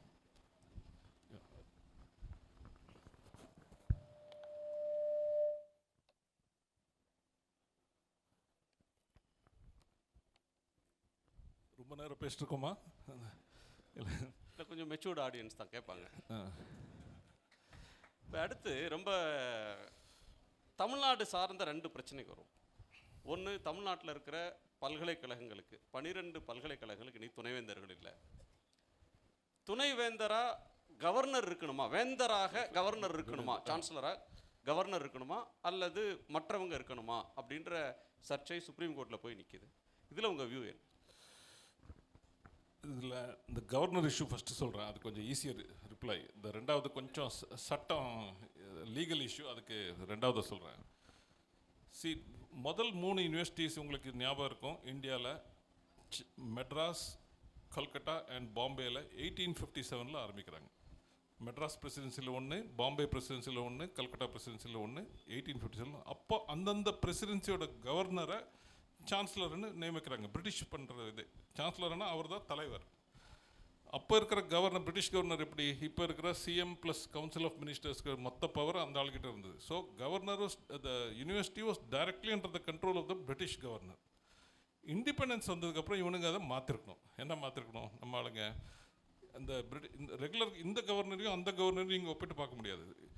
University should have come under the chief minister, university should come under the education minister. புரியுதுங்களா? அது ஏன்னா அப்போ எப்படி கவர்னர் எக்ஸிக்யூட்டிவ் கவர்னராக இருந்தானோ. ஆனால் ஃபஸ்ட்டு 20 இயர்ஸ் காங்கிரஸே 2 ஸ்டேட்லேயும் சென்ட்ரலையும் இருந்தனால அது இவங்க அந்த இது ப்ரெஷர் ஃபீல் பண்ணல. ஏன்னா கவர்னர் டம்மியாக இருந்தாப்புல, சீஃப் மினிஸ்டர்ஸ் ஸ்ட்ராங்காக இருந்தாங்க. ஸோ அந்த தகராறு வரல. அந்த கவர்னர் சான்சலர் சிஸ்டம் அப்படியே ஓடிட்டு இருந்தது. 67க்கு அப்புறம் சென்ட்ரலில் ஒரு பார்ட்டி, ஸ்டேட்டில் வேறு பார்ட்டி வந்ததுக்கப்புறம் இந்த பிரச்சனை உருவாயிருச்சு. எங்கெல்லாம் சென்ட்ரலில் ஒரு கட்சி, ஸ்டேட்டில் வேறு கட்சி இருக்கோ, அங்கே இந்த கவர்னர்ஸ் எல்லாம் சென்ட்ரோட ஏஜென்ட் மாதிரி ஆக்ட் பண்ணிவிட்டு ஸ்டேட்டுக்கு முட்டுக்கட்டை கொடுக்க ஆரம்பித்தாங்க. இது இங்கே தமிழ்நாட்டில் மட்டும் இல்லை, த்ரூ அவுட் இந்தியா இந்த இஷ்யூஸ் இருக்குது. அண்ட் இது இப்போ மட்டும் இல்லை, 67லேருந்து இந்த இஷ்யூ இருக்குது. என்ன, it's been happening. So the point is, கவர்னருக்கு he has got power without responsibility. கவர்னருக்கு எந்த ரெஸ்பான்சிபிலிட்டி கிடையாது. இப்போ நாளைக்கு ஒரு காலேஜோ யூனிவர்சிட்டியோ சரியாக நடக்கலைன்னா அதுக்கு பதில் சொல்ல வேண்டியது யார்? அந்த education minister, state education minister, இல்லாட்டி ஸ்டேட் சீஃப் மினிஸ்டர். இப்போ அண்ணா யூனிவர்சிட்டியில் இது ஒரு சம்பவம் நடந்தது, அதுக்கு பதில் சொல்கிறது யார்? எல்லோரும் ஸ்டேட் எஜுகேஷன் மினிஸ்டர் தான் குறைக்கிறது. ஏன்னா நீங்கள் கவர்னரை கேட்க வேண்டியது தானே, அவர் தானே தலைவருக்கு அண்ணா யூனிவர்சிட்டி இதுக்கு. So governor is exercising power without responsibility, which is not a good thing. எங்கே பவர் இருக்கோ அங்கே ரெஸ்பான்சிபிலிட்டி இருக்கணும், எங்கே ரெஸ்பான்சிபிலிட்டி இருக்கோ அங்கே பவர் இருக்கணும். அப்போ தான் அது ஒழுங்காக போகும். சில ஸ்டேட்ஸ் மாற்றிக்கிட்டாங்க, இந்த சிஸ்டமை மாற்றிக்கிட்டு.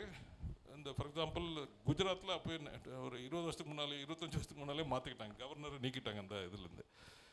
தெலுங்கானாவில் கவர்னருக்கு பதிலாக மாநில அரசு நியமித்த ஒரு நபர், ஒரு புகழ்பெற்ற நபர் அப்படின்னு சொல்லி மாற்றிக்கிட்டாங்க. ஆனால் இந்த பில்லு மாத்திர பில்லு, இந்த ஸ்டேட் யூனிவர்சிட்டி ஆக்ட், இது இந்த கவர்னர்கிட்ட தான் போகணும். தட் இஸ், இப்போ நான் தான் கவர்னர்னு வச்சுக்கோங்க, இவர் முதலமைச்சர், என்ன இந்த யூனிவர்சிட்டியிலேருந்து தூக்கி அந்த பில்லு எனக்கு அனுப்பிச்சா நான் என்ன பண்ணுவேன்? அந்த பில்லை நான் டிலே பண்ணுவேன், இல்லை சுற்றி விடுவேன், இல்லாட்டி கவர்மெண்ட் ஆஃப் இந்தியா நம்ம பிரசிடெண்ட்டுக்கு தள்ளி விடுவேன். இதுதான் நடந்துருக்கு. So Tamil Nadu, so I think since education minister நல்லவரோ கெட்டவரோ, ஸ்டேட் கவர்மெண்ட் நல்லவங்களோ கெட்டவங்களோ, that's not the point. They are the elected government and the universities should report only to them. புரியுதுங்களா? அது universities cannot report to the unelected governor who has no expertise. அந்த அளவுக்கு எக்ஸ்பர்டீஸும் கிடையாது, எந்த என்ன ஹி ஹஸ் நோ அத்தாரிட்டி, எதுவுமே authority இருக்கே பட் எந்த பொறுப்பு கிடையாது. அண்ட் அவர் நியூட்ரல் பர்சன்னு சொல்ல முடியாது, ஏன்னா most of the governors are political appointees. So அவங்களும் ஒரு பாலிடிக்ஸ் பண்ணுறாங்க, வேறு விதமான பாலிடிக்ஸ் பண்ணுறாங்க. So I think governor should கோங்க. But I am also not for chief minister picking the இது என்ன I feel it should be an eminent public person nominated by the appointed by the state government. That is ஒரு அது எஜுகேஷனிஸ்டா இருக்கணுமா அல்லது இல்ல யாரான ஒரு army ஜெனரலா இருந்தாலும் போடலாம், famous retired army general, administrator, ஒரு அட்மினிஸ்ட்ரேட்டர் போடலாம், இல்லாட்டி ஒரு பிஸ்னஸ்மேன், ஒரு யாரு ஒரு பேச்சுக்கு சொல்கிறேன் ஒரு பிஸ்னஸ்மேனை போடலாம். இப்போ ஐஐடிஸ் ஐஎம்ஸ்க்குலாம் அப்படி தான் இருப்பாங்க யூஸ்வலாக. நீங்கள் பார்த்தீங்கன்னா அந்த ஒரு ரத்தன் டாட்டா கொஞ்சம் நாள் சேர்மன் மாதிரி போட்டுக்கிறேன், சேர்மன் மாதிரி சொல்கிறேன், அந்த மாதிரி something like that you can put an eminent businessman or an eminent administrator or eminent academician யாரும் வேணாம். But I feel that chief minister போடக்கூடாது. அந்தந்த ஒரு இந்த உலகத்தில் அப்படி தான் இருக்குது. வேர்ல்டு ஓவர் பார்த்தீங்கன்னா ஆக்ஸ்ஃபோர்ட் யூனிவர்சிட்டி, கேம்பிரிட்ஜ் யூனிவர்சிட்டி, ஆஸ்திரேலியாவில் என்ன இருக்குது பார்த்து இந்த மாதிரி தான் ஒரு eminent person is made as the chancellor of the university. அந்த ஒரு புகழ்பெற்ற ஒரு நபர், ஒரு successful business man, successful politician, அந்த மாதிரி ஒருத்தர் தான் போடுறாங்க. அந்த ரெண்டாவது கொஸ்டின், ரெண்டாவது வந்து யூஜிசி ரெகுலேஷன் அப்படின்ற ஒன்று எல்லாத்துக்கும் கொண்டு வராங்க. இது கொஞ்சம் டெக்னிக்கல் பாயிண்ட்டுங்க, அது எப்படி எக்ஸ்பிளைன் பண்ணுறதுன்னு தெரில. சி யூஜிசி இதுக்கு கொஞ்சம் என்ன எப்படி சொல்கிறது, Tamil Nadu universities are govern by Tamil Nadu university laws. That is நம்ம யூனிவர்சிட்டி சட்டங்கள், தமிழ்நாடு சட்டமன்றத்தில் இயற்ற சட்டங்கள், இயக்கிய சட்டங்கள். அதுக்கு கவர்னர் ஒப்புதல் கொடுத்துருக்காரு, இல்லாட்டி பிரசிடென்ட் ஒப்புதல் கொடுத்துருக்காரு. யூஜிசி ரெகுலேஷனுங்கிறது அது மத்திய அரசு சட்டம் கிடையாது. மத்திய அரசு யூஜிசி ஆக்ட்னு ஒன்று இருக்குது, அது கீழே யூஜிசி உருவாக்கிய what is called rules and regulation. இதுக்கு ஒரு துணை சட்டம்னு ஒரு பேர் இருக்குது, தட் இஸ் டெலிகேட்டட் லெஜிஸ்லேஷன் ஒரு சபார்டினேட் லெஜிஸ்லேஷன் பேர் இருக்குது. UGC regulations are framed by 12 bureaucrats. UGC chairman, vice chairman, ஒரு 10 மெம்பர் இருக்கானுங்க. இந்த 10 ஆசாமிங்களும் எலெக்டட் கிடையாது, இவனுங்க பியூரோக்ராட்ஸ். இவனுங்க 10 பேர் போட்டு சில உத்தரவு போடுறாங்க, யூஜிசி ரெகுலேஷன்ஸ்னு பேர். அவனுங்க என்ன சொல்கிறாங்க, எங்கள் உத்தரவு உங்கள் ஸ்டேட்டோட யூனிவர்சிட்டி லாவோட அதிகம் செல்வாக்கு படிச்சது அப்படிங்கிறாங்க. That is our UGC regulations can override your university லாஸ்ங்கிறாங்க. அது தப்புங்க, அது that is legally it is wrong. But பிரச்சனை என்னன்னு சொன்னால், ஒரு 4 சுப்ரீம் கோர்ட் ஜட்மெண்ட் அப்படி அவங்க தரப்பில் ஒரு ஜட்மெண்ட் வந்துருச்சு. ஆமாம், UGC regulations can override state university லாஸ்ன்னு 4 ஜட்மெண்ட் அப்படி வந்துருச்சு. ஒரு 3 ஜட்மெண்ட் இப்படி வந்துருச்சு, இது ஸ்டேட் லாஸ் தான் செல்லும், யூஜிசி ரெகுலேஷன்ஸ் ஓவர் ரைட் பண்ண முடியாதுன்னு வந்திருக்கு. கான்ட்ரடிக்டரி சுப்ரீம் கோர்ட்டில் இப்படியும் அப்படி இருக்கிறனால இப்போ இன்னொரு கேஸு, தமிழ்நாடு போட்ட கேஸு சுப்ரீம் கோர்ட்டில் பெண்டிங்காக இருக்குது. என்னோட கருத்து என்னென்னா, இது இந்த 4 ஜட்மெண்ட்டும் இந்த 3 ஜட்மெண்ட்டும் நான் சொன்ன பாருங்க, அது 2 ஜட்ஜ் பெஞ்சஸ் கொடுத்த ஜட்மெண்ட்டு. ஒரு 5 ஜட்ஜ் இருக்கிற பெஞ்ச் ஜட்மெண்ட்டு, கான்ஸ்டியூஷனல் பெஞ்ச் அம்மாங்க, 5 ஜட்ஜ் இருக்கிற பெஞ்சுக்கு இந்த இஷ்யூவை ரெஃபர் பண்ணி, எங்கள் இந்த 2 பேர் ஜட்ஜ் இருக்கிற பெஞ்சஸ்லாம் கண்ணாமண்ணான்னு 2 பேர், சில பேர் இப்படி பேசுகிறாங்க, சில பேர் அப்படி பேசுகிறாங்க, நீங்கள் கரெக்ட் முடிவு என்னன்னு நீங்கள் சொல்லுங்கன்னு சொல்லி இந்த issue should be refer to constitutional பெஞ்சுங்க. அப்போ தான் அது சரியாக வரும்.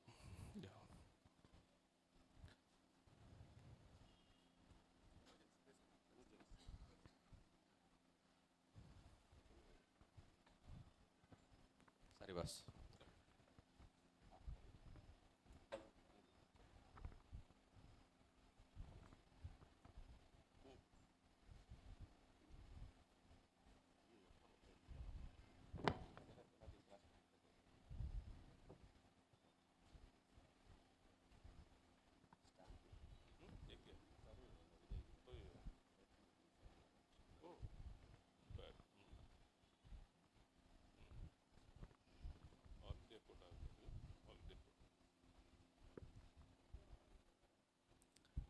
கல்வி சார்ந்து நம்ம பேசுகிறப்ப ரொம்ப சீரியஸாக டெக்னிக்கல் இஷ்யூஸை பேசுகிறோம்.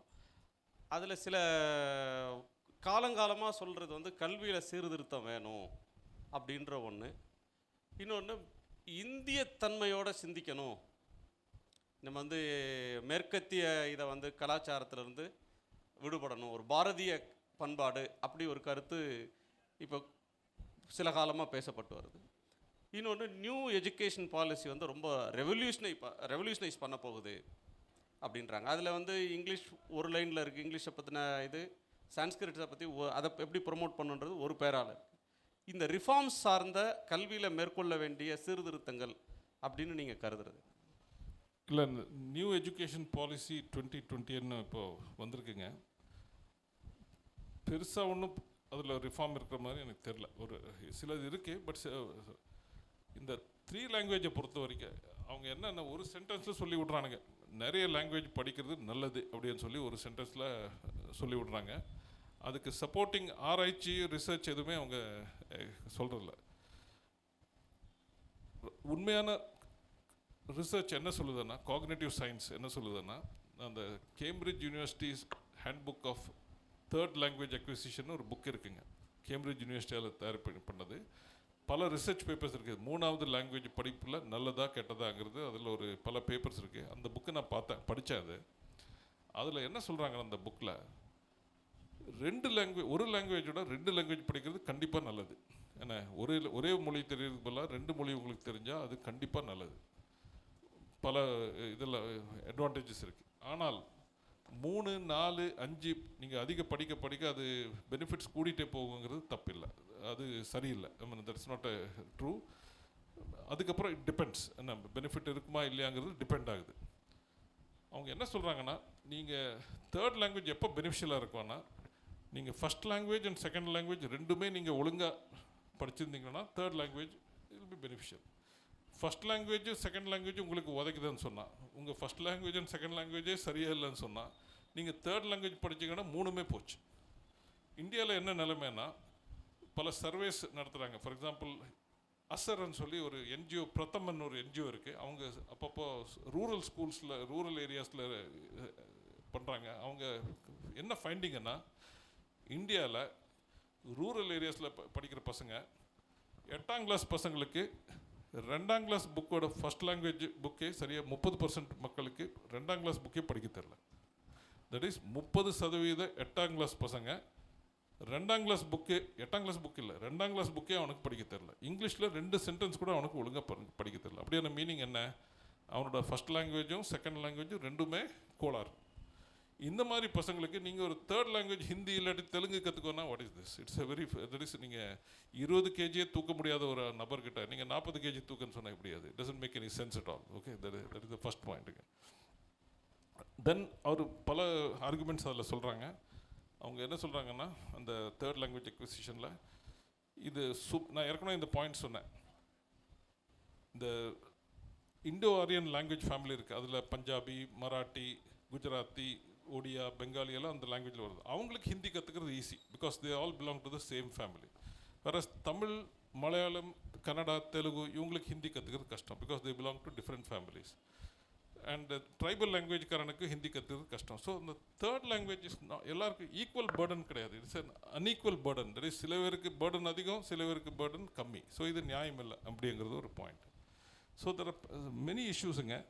ஸோ அந்த நியூ எஜுகேஷன் பாலிசியில் இந்த அதில் பல இஷ்யூஸ் இருக்குது. For example, some of them I agree. இந்த 4 year இன்டர்நேஷ்னல் என்ன யூனிவர்சிட்டிஸ் எல்லாம் இந்தியாவில் ஆரம்பிக்கலாம் அப்படின்னு சொல்கிறாங்க. அது நல்லது தான். ஐ மீன் இப்போ ஹார்வர்டோ, கேம்பிரிட்ஜோ, ஆக்ஸ்ஃபோர்டோ இந்தியாவில் கேம்பஸ் ஆரம்பித்தா நல்லது. ஐ மீன் அது நல்லது. சில ஹையர் எஜுகேஷன் பொறுத்த வரைக்கும் அவங்க கருத்துக்கள் okay. I mean I don't find any problem with higher education கருத்துக்கள். ஸ்கூல் எஜுகேஷன் பொறுத்த வரைக்கும், குறிப்பாக இந்த லாங்குவேஜை பொறுத்த வரைக்கும், இந்த நியூ எஜுகேஷன் பாலிசியோட கருத்துக்கள் ஏற்றுக்க முடியாதுங்க. அது ஏற்றுக்க முடியாது. அது அவனுங்க more ideology driven than data driven. எவிடன்ஸே இல்லாமல் சும்மா ஐடியாலஜி பேஸில் பேசிட்டுருக்கான். They're not based on evidence. They've not set பாருங்கள் இந்த ரிசர்ச்சில் இப்படி சொல்லுது, 3 லாங்குவேஜ் படித்தனால இப்படி அப்படின்னு ஒன்று சொல்ல, ஹிந்தி இத்தனை படித்தனால இது நன்மை அப்படின்னு ஒன்று சொல்ல. ஸோ அடுத்து ஹெல்த் போடுவோமா?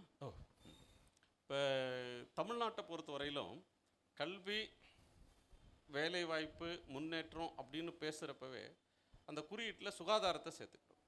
பட் சுகாதாரம் சார்ந்து இப்போ நிறைய சேலஞ்சஸ் மீண்டும் பேசப்படுது. முன்னாடி எம்சிஐ இருந்தது, மெடிக்கல் கவுன்சில் ஆஃப் இந்தியா. அது ரொம்ப ஊழல் பண்ணுறாங்க அப்படின்னு சொல்லி கல்லூரிகளுக்கு அனுமதி தர்றது, போக்குவரத்துன்றதை மாற்றி இப்போ புதுசாக என்எம்சின்னு ஒன்று, நேஷ்னல் மெடிக்கல் கமிஷன் அப்படின்னு ஒன்று கொண்டு வந்திருக்காங்க. இது ஸ்டேட் ரைட்ஸை அல்லது மெடிக்கல் எஜுகேஷனுக்கு உதவி பண்ணியிருக்கா, பாதிச்சிருக்கா? அந்த நேஷ்னல் மெடிக்கல் கமிஷன் ஸ்டேட் ரைட்ஸை ரொம்ப பாதிச்சிருக்கு. அது எப்படின்னு சொல்கிறேன் பாருங்கள். இப்போ நான் ஏற்கனவே சொன்னேன், education was in the state list. Indira Gandhi அம்மையார் 1976 எஜுகேஷனை ஸ்டேட் லிஸ்ட்லேருந்து கன்கரண்ட் லிஸ்ட்டுக்கு கொண்டு போனாங்க. மெடிக்கல் எஜுகேஷனும் அந்த எஜுகேஷனில் அடங்குது. So medical education also which was in the state list till 1976 is now gone to concurrent list. First point. Public health, that is hospitals, dispensary எல்லாம் state லிஸ்ட்டில் தான் இன்னும் இருக்குது. ஸ்டேட் கவர்மெண்ட்ஸ் தான் மெடிக்கல் காலேஜஸ் ஆரம்பிச்சிருக்கு. ஸ்டேட் கவர்மெண்ட்ஸில் தான் PHCs நடத்துகிறாங்க, ஸ்டேட் கவர்மெண்ட்ஸ் தான் ஆஸ்பத்திரி நடத்துகிறாங்க, ப்ரைவேட் விடுங்க, ஸ்டேட் கவர்மெண்ட்ஸ் தான் மேக்ஸிமம். சென்ட்ரல் கவர்மெண்ட் நடத்துகிற எய்ம்ஸ் எல்லாம் எண்ணிக்கை நீங்கள் விரல் விட்டு எண்ணலாம், ஒரு 20 என்னமோ இருக்குது. ஸ்டேட் கவர்மெண்ட்ஸ் ஆயிரக்கணக்கான ஹாஸ்பிட்டல் நடத்துகிறாங்க, ஆயிரக்கணக்கான பிஹெச்சி நடத்துகிறாங்க. ஸோ மெடிக்கல் இது எப்படி இருக்கணும்னு ஸ்டேட்ஸ்க்கு தான் தெரியும். ஆனால் பாலிசிஸ் அவங்க தான் பாலிசி நம்ம ஸ்டேட்ஸ்க்கு தான் தெரியும். ஆனால் இந்த நேஷனல் மெடிக்கல் கமிஷனில் எப்படி இருக்கு, முந்தைய அந்த மெடிக்கல் கவுன்சில் ஆஃப் இந்தியாவில் எல்லா ஸ்டேட்ஸுக்கும் யூனிவர்சிட்டிஸ்க்கும் ரெப்ரஸன்டேஷன் இருந்தது. People used to get elected, medical council of இந்தியாவுக்கு எலெக்டட் ஆகிட்டு இருந்தாங்க. இப்போ எப்படி பண்ணிட்டாங்கன்னா மெடிக்கல் கவுன்சில் ஆஃப் இந்தியா எடுத்து சென்ட்ரல் கவர்மெண்ட்டு ஒரு சேர்மனை நாமினேட் பண்ணோம். சென்ட்ரல் கவர்மெண்ட்டு ஒரு 10 எக்ஸ் அஃபிஷியோ மெம்பர்ஸை அவங்க சொல்லுவாங்க. ஸ்டேட்லேருந்து 19 ஸ்டேட் உறுப்பினர் பார்ட் டைம் மெம்பர்ஸ் 19 பேரும் சென்ட்ரல் கவர்மெண்ட் தான் டிசைட் பண்ணுவாங்க. தட் இஸ் ஸ்டேட் நம்ம நாமினேட் பண்ண முடியாது. இந்த நம்ம தமிழ்நாட்டுக்குன்னு ஒரு ரெப்ரசன்டேஷன் அது அவங்களே நாமினேட் பண்ணுவாங்க. சில ஒரு சிஸ்டம் இருக்குது, ஒரு 19 பேர் பார்ட் டைமு, இன்னொரு 3 வேறு இது. ஸோ இப்போ எப்படின்னா ஸ்டேட்டுக்கு ரெப்ரசன்டேஷனே நேஷ்னல் மெடிக்கல் கவுன்சிலில் இல்லை, பார்ட் டைம் இருக்குது. ஜோக் என்னன்னு சொன்னான்னா 22 பார்ட் டைம் மெம்பர்ஸில் 22மே வேக்கண்ட். இப்போ தட் இஸ் ஸ்டேட் ரெப்ரசன்டேட்டிவ் ஒருத்தர் கூட இப்போ நேஷ்னல் மெடிக்கல் கவுன்சிலில் இல்லை. அந்த 10 எக்ஸ் அஃபிஷியல் மெம்பர்ஸில் 4 பேர் வேக்கண்ட்டு. 22 ஸ்டேட் அந்த பார்ட் டைம் ரெப்ரசன்டேட்டிவ்ஸில் 22மே vacant. So effectively chairman and ஒரு 6 எக்ஸ் அஃபிஷியல் மெம்பர்ஸ் தான் அந்த வண்டி ஓட்டிகிட்ருக்காங்க NMC. So the point is when most of the medical colleges are run by the states, when most of the hospitals, dispensaries and primary health centers are run by the states, states ரெப்ரசன்டேஷனே proper அங்கே இல்லாமல் என்ன national medical கவுன்சிலில் நீங்கள் என்ன policy போட முடியும்? So என்னோட கருத்துங்க, அந்த நேஷ்னல் மெடிக்கல் கவுன்சில் ஆக்ட், அது கமிஷன் ஆக்ட், அது கம்ப்ளீட்டாக ஓவர்ஹால் பண்ணும். மத்திய அரசுலேருந்து சேர்மன் அவங்க போடட்டும், பரவாயில்ல. ஒரு 6 பேர் அவங்க போடட்டும். ஒவ்வொரு ஸ்டேட்டுக்கும் ஒரு நாமினி அங்கே இருக்கணும். தட் இஸ் 28 ஸ்டேட் இருந்தால் 28 states should nominate 1% to the national medical commission to protect the state interest. இல்லாட்டி because it's essentially state subject. இது ஹாஸ்பிட்டல்ஸ் டிஸ்பென்சரிஸ் எல்லாம் ஸ்டேட் சப்ஜெக்ட். ஸ்டேட் சப்ஜெக்டில் போய் நீங்கள் ஒரு ஆள் அங்கே இல்லாமல் நாங்கள் பார்ட் டைம்னு சொல்லிட்டு அதில் கூட எல்லா போஸ்ட்டும் வேகண்ட்டாக வச்சுருந்தீங்கன்னா முடியாது. அது நாட். மக்களுக்கு அதனால் என்ன பாதிப்பு? இப்போ நிறைய ஆயுஷ்மான் பாரத் அதெல்லாம் நிறைய கொண்டு வர்றாங்களே. இல்லை அது நீங்கள் தமிழ்நாட்டில் இருக்க வியாதி வேறுங்க, அஸ்ஸாமில் இருக்க வியாதி வேறு, குஜராத்தில் இருக்க வியாதி வேறு, அங்கே வேறு. அண்டு இந்த ஹெல்த் மெசேஜிங் கூட அந்தந்த லாங்குவேஜில் இருக்கணும். நீங்கள் ஏதோ நான் சொன்ன பாருங்கள், ஜனனி சுரக்ஷா யோஜனான்னு நீங்கள் போட்டிங்கன்னா தமிழ்நாட்டுக்காரனுக்கு சுத்தமாக புரியாது, கேரளாவில் புரியாது, கர்நாடகாவில் புரியாது, நார்த் ஈஸ்ட்டில் புரியாது. So health messaging there's a term called disease burden. ஒவ்வொரு ஸ்டேட்டுக்கு ஒரு விதமான வியாதிகள் இருக்கும். ஸோ அந்த ஸ்டேட்டுக்கு தான் தெரியும். இப்போ தமிழ்நாட்டில் ஒரு காலாசரன்னு ஒரு வியாதி இருக்குங்க, அந்த தமிழ்நாட்டில் அந்த வியாதியே இல்லை, அது ஒடிசாலெல்லாம் இருக்குது. நீங்கள் தமிழ்நாடு மெடிக்கல் புக்கு சிலபஸில் காலாசர் பற்றி சொல்லி கொடுத்தா என்ன யூஸ்? அது பிரயோஜனம் இல்லை. ஸோ அந்தந்த ஸ்டேட்டில் என்ன வியாதிகள் இருக்கோ அந்தந்த ஸ்டேட்டுக்கு மக்களுக்கு எந்த மொழியில் எந்த விதமாக சொன்னால் புரியுமோ. Because health is also partly preventive, not only curative. நம்ம ப்ரிவென்ஷன் இஸ் பெட்டர் தென் க்யூருங்கிற மாதிரி மக்களுக்கு நம்ம அட்வைஸ் கொடுக்கணும், இப்படி பண்ணுங்கள் அப்படி பண்ணுங்கள். ப்ரெக்னென்ட் லேடிஸு அடிக்கடி போய் டாக்டர்ஸை பாருங்கள். இந்த ப்ரிவென்டிவ் மெசேஜஸும் நிறைய இருக்குது. ஸோ ஹெல்த்தில் messages should be in the local language. So இதெல்லாம் நீங்கள் ஹெல்த் ஸ்டேட் ரெப்ரஸன்டேட்டிவ்ஸ் இருந்தால் அவங்க அங்கே சண்டை போட்டு என்ஷூர் பண்ணுவானுங்க. யார் அந்த தமிழ்நாட்டிலேருந்து ஒரு என்எம்சியில் ஒரு ரெப்ரஸன்டேட்டிவ் இருக்கான் அப்படின்னா சண்டை போடுவாங்க. நீங்கள் எல்லாமே மத்திய அரசு நாமினேட்டட் மெம்பர்னா அது அவங்க எல்லாம் வேக்கண்டாக இருந்தால் சண்டை போடுறதுக்கு யாருமே இல்லை. That nobody to take care of state rights. Okay, sum up பண்ணிடுவோம். கடைசியாக ஒரு 3 கேள்வி. ஒன்று, தமிழ்நாடு இன்னைக்கு முன்னேறி இருக்கு அப்படின்னா அதுக்கு என்ன காரணம்? டூ ப்ராட் கொஸ்டினுங்க, பல காரணம் இருக்குது. ஒன்று, I would say Tamil Nadu has better human capital. Human கேபிட்டல்னா அந்த there are 2 types of capital. One is physical capital, another is human capital. Physical capital na roads, bridges, buildings, port, airport, இதெல்லாம் UP பிஆரில் நல்ல roads இருக்குது, நல்ல இது இருக்குது, என்ன பிரமாதமாக இருக்குது. ஆனால் human capital is poor compared to Tamil Nadu. Human capital consist of 3 பார்ட்ஸுங்க. ஒன்று education, second health, third is social values. தமிழ்நாடு இந்த மற்ற ஸ்டேட்ஸோட எஜுகேஷன்லையும் முன்னேறி இருக்குது, ஹெல்த்லேயும் முன்னேறி இருக்குது, அண்ட் சோஷியல் வேல்யூஸ்லேயும் முன்னேறி. சோஷியல் வேல்யூஸ்னால் சோஷியல் ஜஸ்டிஸ். ஃபார் எக்ஸாம்பிள் தமிழ்நாட்டில் சோஷியல் ஜஸ்டிஸ் இருக்குது, ரேஷனலிசம் இருக்குது, சயின்டிஃபிக் டெம்பர் கொஞ்சம் அதிகம். மற்ற எங்கேயும் நிறைய மூட நம்பிக்கை ஆட்கள் இருக்காங்க, பட் கொஞ்சம் மற்றவங்களுக்கு கம்பேர் பண்ணால் வி ஆர் பெட்டர். ஸோ இதனால் என்ன ஆகுதுன்னா அவர் human capital is better. A country will progress only when its human capital is better. Germany and Japan நீங்கள் எடுத்துக்கன்னா 1945 கம்ப்ளீட்லி டெஸ்ட்ராய்டு. யார்? ஜெர்மனி அண்ட் ஜப்பான் ஒன்றுமே இல்லை. ஆனால் 1965 20 இயர்ஸில் அவங்க மறுபடியும் ஃபஸ்ட் வேர்ல்டு கண்ட்ரிஸ் ஆகிட்டானுங்க. எப்படி? உண்மை இல்லது. அவங்க human capital is very good. வேற நம்ம நிறைய African countries and Asian countries எல்லாம் இத்தனை ஆண்டாயும் அவனை இம்ப்ரூவ் ஆகலை. ஏன்னா அவனுக்கு ஒன்றா எஜுகேஷன் சரியில்லை, இல்லாட்டி ஹெல்த். ஆப்பிரிக்கன் கண்ட்ரிஸை விட்டுருவோம். பீகார், உத்தரப்பிரதேஷ் எக்கச்சக்கமான ஸ்கீம்ஸ் கொடுக்குறாங்க, ஏன் முன்னேறல சார்? நீங்கள் பீகார் சொல்கிறப்ப ஞாபகம், சாரி அந்த பாயிண்ட் எனக்கு மறந்து போச்சு. நிறைய பேருக்கு இது தெரியாது. தமிழ்நாடு ஹியூமன் கேபிட்டல் முன்னேறதுக்கு அடித்தளம் போட்டது நம்ம காமராஜர் தான். 1954 அவர் அன்னைக்கு தமிழ்நாட்டில் ஹெல்த்துக்கும் அவர் இம்பார்ட்டன்ஸ் கொடுத்தாரு, ஹியூமன் எஜுகேஷனுக்கு முக்கியத்துவம் கொடுத்தாரு. ப்ளஸ் பெரியார், காமராஜ், இந்த எல்லா திராவிடியன் பார்ட்டிஸ் எல்லாம் இந்த சோஷியல் ஜஸ்டிஸ் மூமெண்ட்னால எல்லாருமே படிக்க ஆரம்பித்தாங்க. ஸோ எல்லாருமே முன்னேறினாங்க. தமிழ்நாட்டில் எல்லா கம்யூனிட்டிஸுமே முன்னேறிருக்கு. ஒரு குறிப்பிட்ட கம்யூனிட்டிஸ் தான் முன்னேறிருக்குன்னு சொல்ல முடியாது, எல்லா கம்யூனிட்டிஸும் முன்னேறிருக்கு. இது ஒரு முக்கியமான இன்ட்ரெஸ்டிங் ஸ்டாட்டிஸ்டிக்குங்க. 1961 Bihar was the poorest state in the country. ஆச்சரியம் இல்லை, அது நீங்கள் கண்டுபிடித்தனமாக நீங்கள் சொல்லலாம். யாவது புவரஸ்ட் ஸ்டேட் இந்த கண்ட்ரினா பீகார்னு. 1961 Tamil Nadu was one of the poorest states இந்த கண்ட்ரி. அப்போ it was in the bottom half, a few places above Bihar. I hope நான் சொல்கிறது புரியுதுன்னு நினைக்கிறேன். தட் இஸ் தமிழ்நாடு கூட 1961 ஏழை மாநிலங்களில் ஒன்றரை இருந்தது. இந்த நீங்கள் வரிசையாக அரேஞ்ச் பண்ணிங்கன்னா பாட்டம் ஹாஃபில் தமிழ்நாடு இருந்தது, பீகாருக்கு ஒரு 4-5 இடத்துக்கு மேலே இருந்தது. 60 ஆண்டுகளுக்கு அப்புறம் 2021 தமிழ்நாடு சேர்ந்த டாப் 3. எது எடுத்தாலும் டாப் 3. பீகார் எங்கே இருக்குது? இன்னும் பாட்டமில் தான் இருக்குது.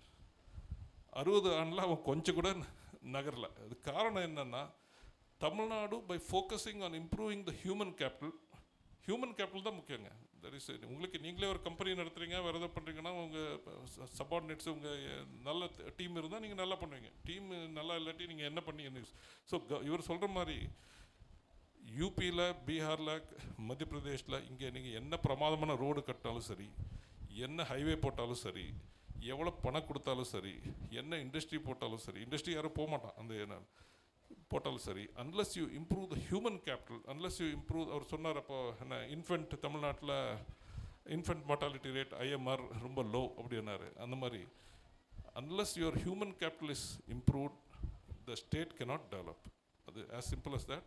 Tamil Nadu developed only because of its அது தெரிஞ்சோ தெரியாமையோ. என்ன அது பிளான் பண்ணாங்களா, பிளான் பண்ணாமல் பண்ணாங்களா தெரியல, பிளான் பண்ணி தான் பண்ணாங்கன்னு நான் நினைக்கிறேன். Kamarajar gave importance to health and education. மற்ற கவர்மெண்ட்ஸும் ஃபாலோ பண்ணாங்க. யார் அது? DMK, ADMK எல்லாமே they followed it broadly. Periyar and அந்த சோஷியல் ஜஸ்டிஸ் மூமெண்ட்னால எல்லாருமே தமிழ்நாட்டில் படிக்க ஆரம்பித்தாங்க. ஸோ இது மற்ற ஸ்டேட்ஸில் அது இல்லை. That's why Tamil Nadu is advance. IASலாம் பார்த்தீங்கன்னா யூபி, பீகார், மத்திய பிரதேசத்தில் எக்கச்சக்கமானவங்க பாஸ் ஆகி வராங்க. அது அகெயின் அதில் யூபி, பீகாரில் அங்கே எப்படின்னா இந்த எலிட்ஸ்னா இந்த அவங்க தேர் வெரி குட். அங்கே இந்த பீகாரில் இருக்கிற உயர் ஜாதினார், உயர் கிளாஸ்னார், தேர் வெரி குட்டு. தமிழ்நாட்டிலேருந்து IASல வரவங்களோட அங்கே ஜாஸ்தி வராங்க. பட் ஒரு you judge a state not by how the elites are, that is, or you judge by how the average person is. That is, the average person of Tamil Nadu is better than the average person of Bihar, or better than the average person of UP. And the average, நம்ம எப்பவுமே average தான் பார்க்கணும். இப்போ நம்ம ஆளுங்க கூட சொல்கிறது உண்டு, இந்தியன்ஸ் எல்லாம் பெரிய பெரிய பதவியில் இருக்காங்க USA. Microsoft chief Indian, Google chief Indian, world bank chief Indian. That is of no use. பெரிய பதவியில் நீங்கள் என்ன பார்க்கணும்? அந்த ஆவரேஜ் இந்தியன் தர நம்ம உயர்த்திருக்கோமா, அதுதான் நீங்கள் பார்க்கணும். இதில் ஒரு இந்தியாவில் வாழ்கிற ஆவரேஜ் இந்தியன். ஆமாம், இந்தியாவில் இருக்கிற ஆவரேஜ் இந்தியன். இதில் ஒரு இன்னொரு இன்ட்ரெஸ்டிங் டேட்டாங்க, நிறைய பேருக்கு தெரியாது. இந்த ஆவரேஜ் இந்தியன் எது வரைக்கும் படிச்சிருக்காங்க நீங்கள் சொல்லுங்கள் பார்க்கலாம். யாரும் சொல்லுங்கள் பார்க்கலாம், எவ்வளோ எது வரைக்கும் படிச்சிருக்காங்க ஆவரேஜ் இந்தியன்? தட் இஸ், நான் UG படிச்சிருப்பேன், நீங்கள் PhD பண்ணியிருப்பீங்க, அவர் 10ஆம் கிளாஸ் படிச்சிருப்பார், அவர் 5ஆம் கிளாஸ் படிச்சிருப்பார். ஓவரால் இந்தியாவில் ஆவரேஜ் போட்டிங்கன்னா எவ்வளோ படிச்சிருப்பாங்கன்னு நினைக்கிறீங்க? 7ஆம் கிளாஸ் தான். The average Indian is only has studied only up to 7th standard. So 7th standard படித்தவங்களை வச்சு நீங்கள் என்ன பெருசாக சாதிக்க முடியும்? இந்த human capital is not good enough. And health சரியில்லைன்னு இப்போ நீங்கள் பார்த்துருப்பீங்க யூபியில் இந்த கோவிட் டைம்லலாம் டெஸ்ட் பண்ணுறது கூட ஃபெசிலிட்டி இல்லைங்க. தமிழ்நாட்டில் நல்லா இருக்குது, யூபியிலலாம் நிறைய டிஸ்ட்ரிக்ட் ஹெட் குவார்ட்டர்ஸில் தான் பண்ண முடியும், மற்ற இடத்துல டெஸ்ட்டே பண்ண முடியாது. கவர்மெண்ட் ஹாஸ்பிட்டலில் கேவலமாக இருக்கும், நாய் படுத்துட்டு இருக்கும் அந்த பெட்டில், எலியெல்லாம் குழந்தைகளை இது பண்ணும். So unless you improve the health, education and social வேல்யூஸ்க்கு இந்த மாதிரி ஒரு ரிஃபார்ம் மூவ்மெண்ட் இருக்கணுங்க. We are lucky to have that movement. You state cannot develop, India also cannot develop. India இப்போ டெவலப் கண்ட்ரி ஆகணும்னா we have to focus on human capitalங்க. நீங்கள் வெறும் ரோடு போட்டு பிரிட்ஜ் போட்டு பிரயோஜனம் இல்லை, அவர் பணத்தை நீங்கள் அள்ளி அள்ளி கொடுத்தாலும் பிரயோஜனம் இல்லை. You have to improve the human capital. நிறைவு செஞ்சிடலாமா? ரொம்ப நன்றி சார், ஏராளமான கருத்துக்களை பகிர்ந்துக்கிட்டீங்க. தேங்க்யூ. பொறுமையாக கேட்டதுக்கு ரொம்ப தேங்க்ஸ். I hope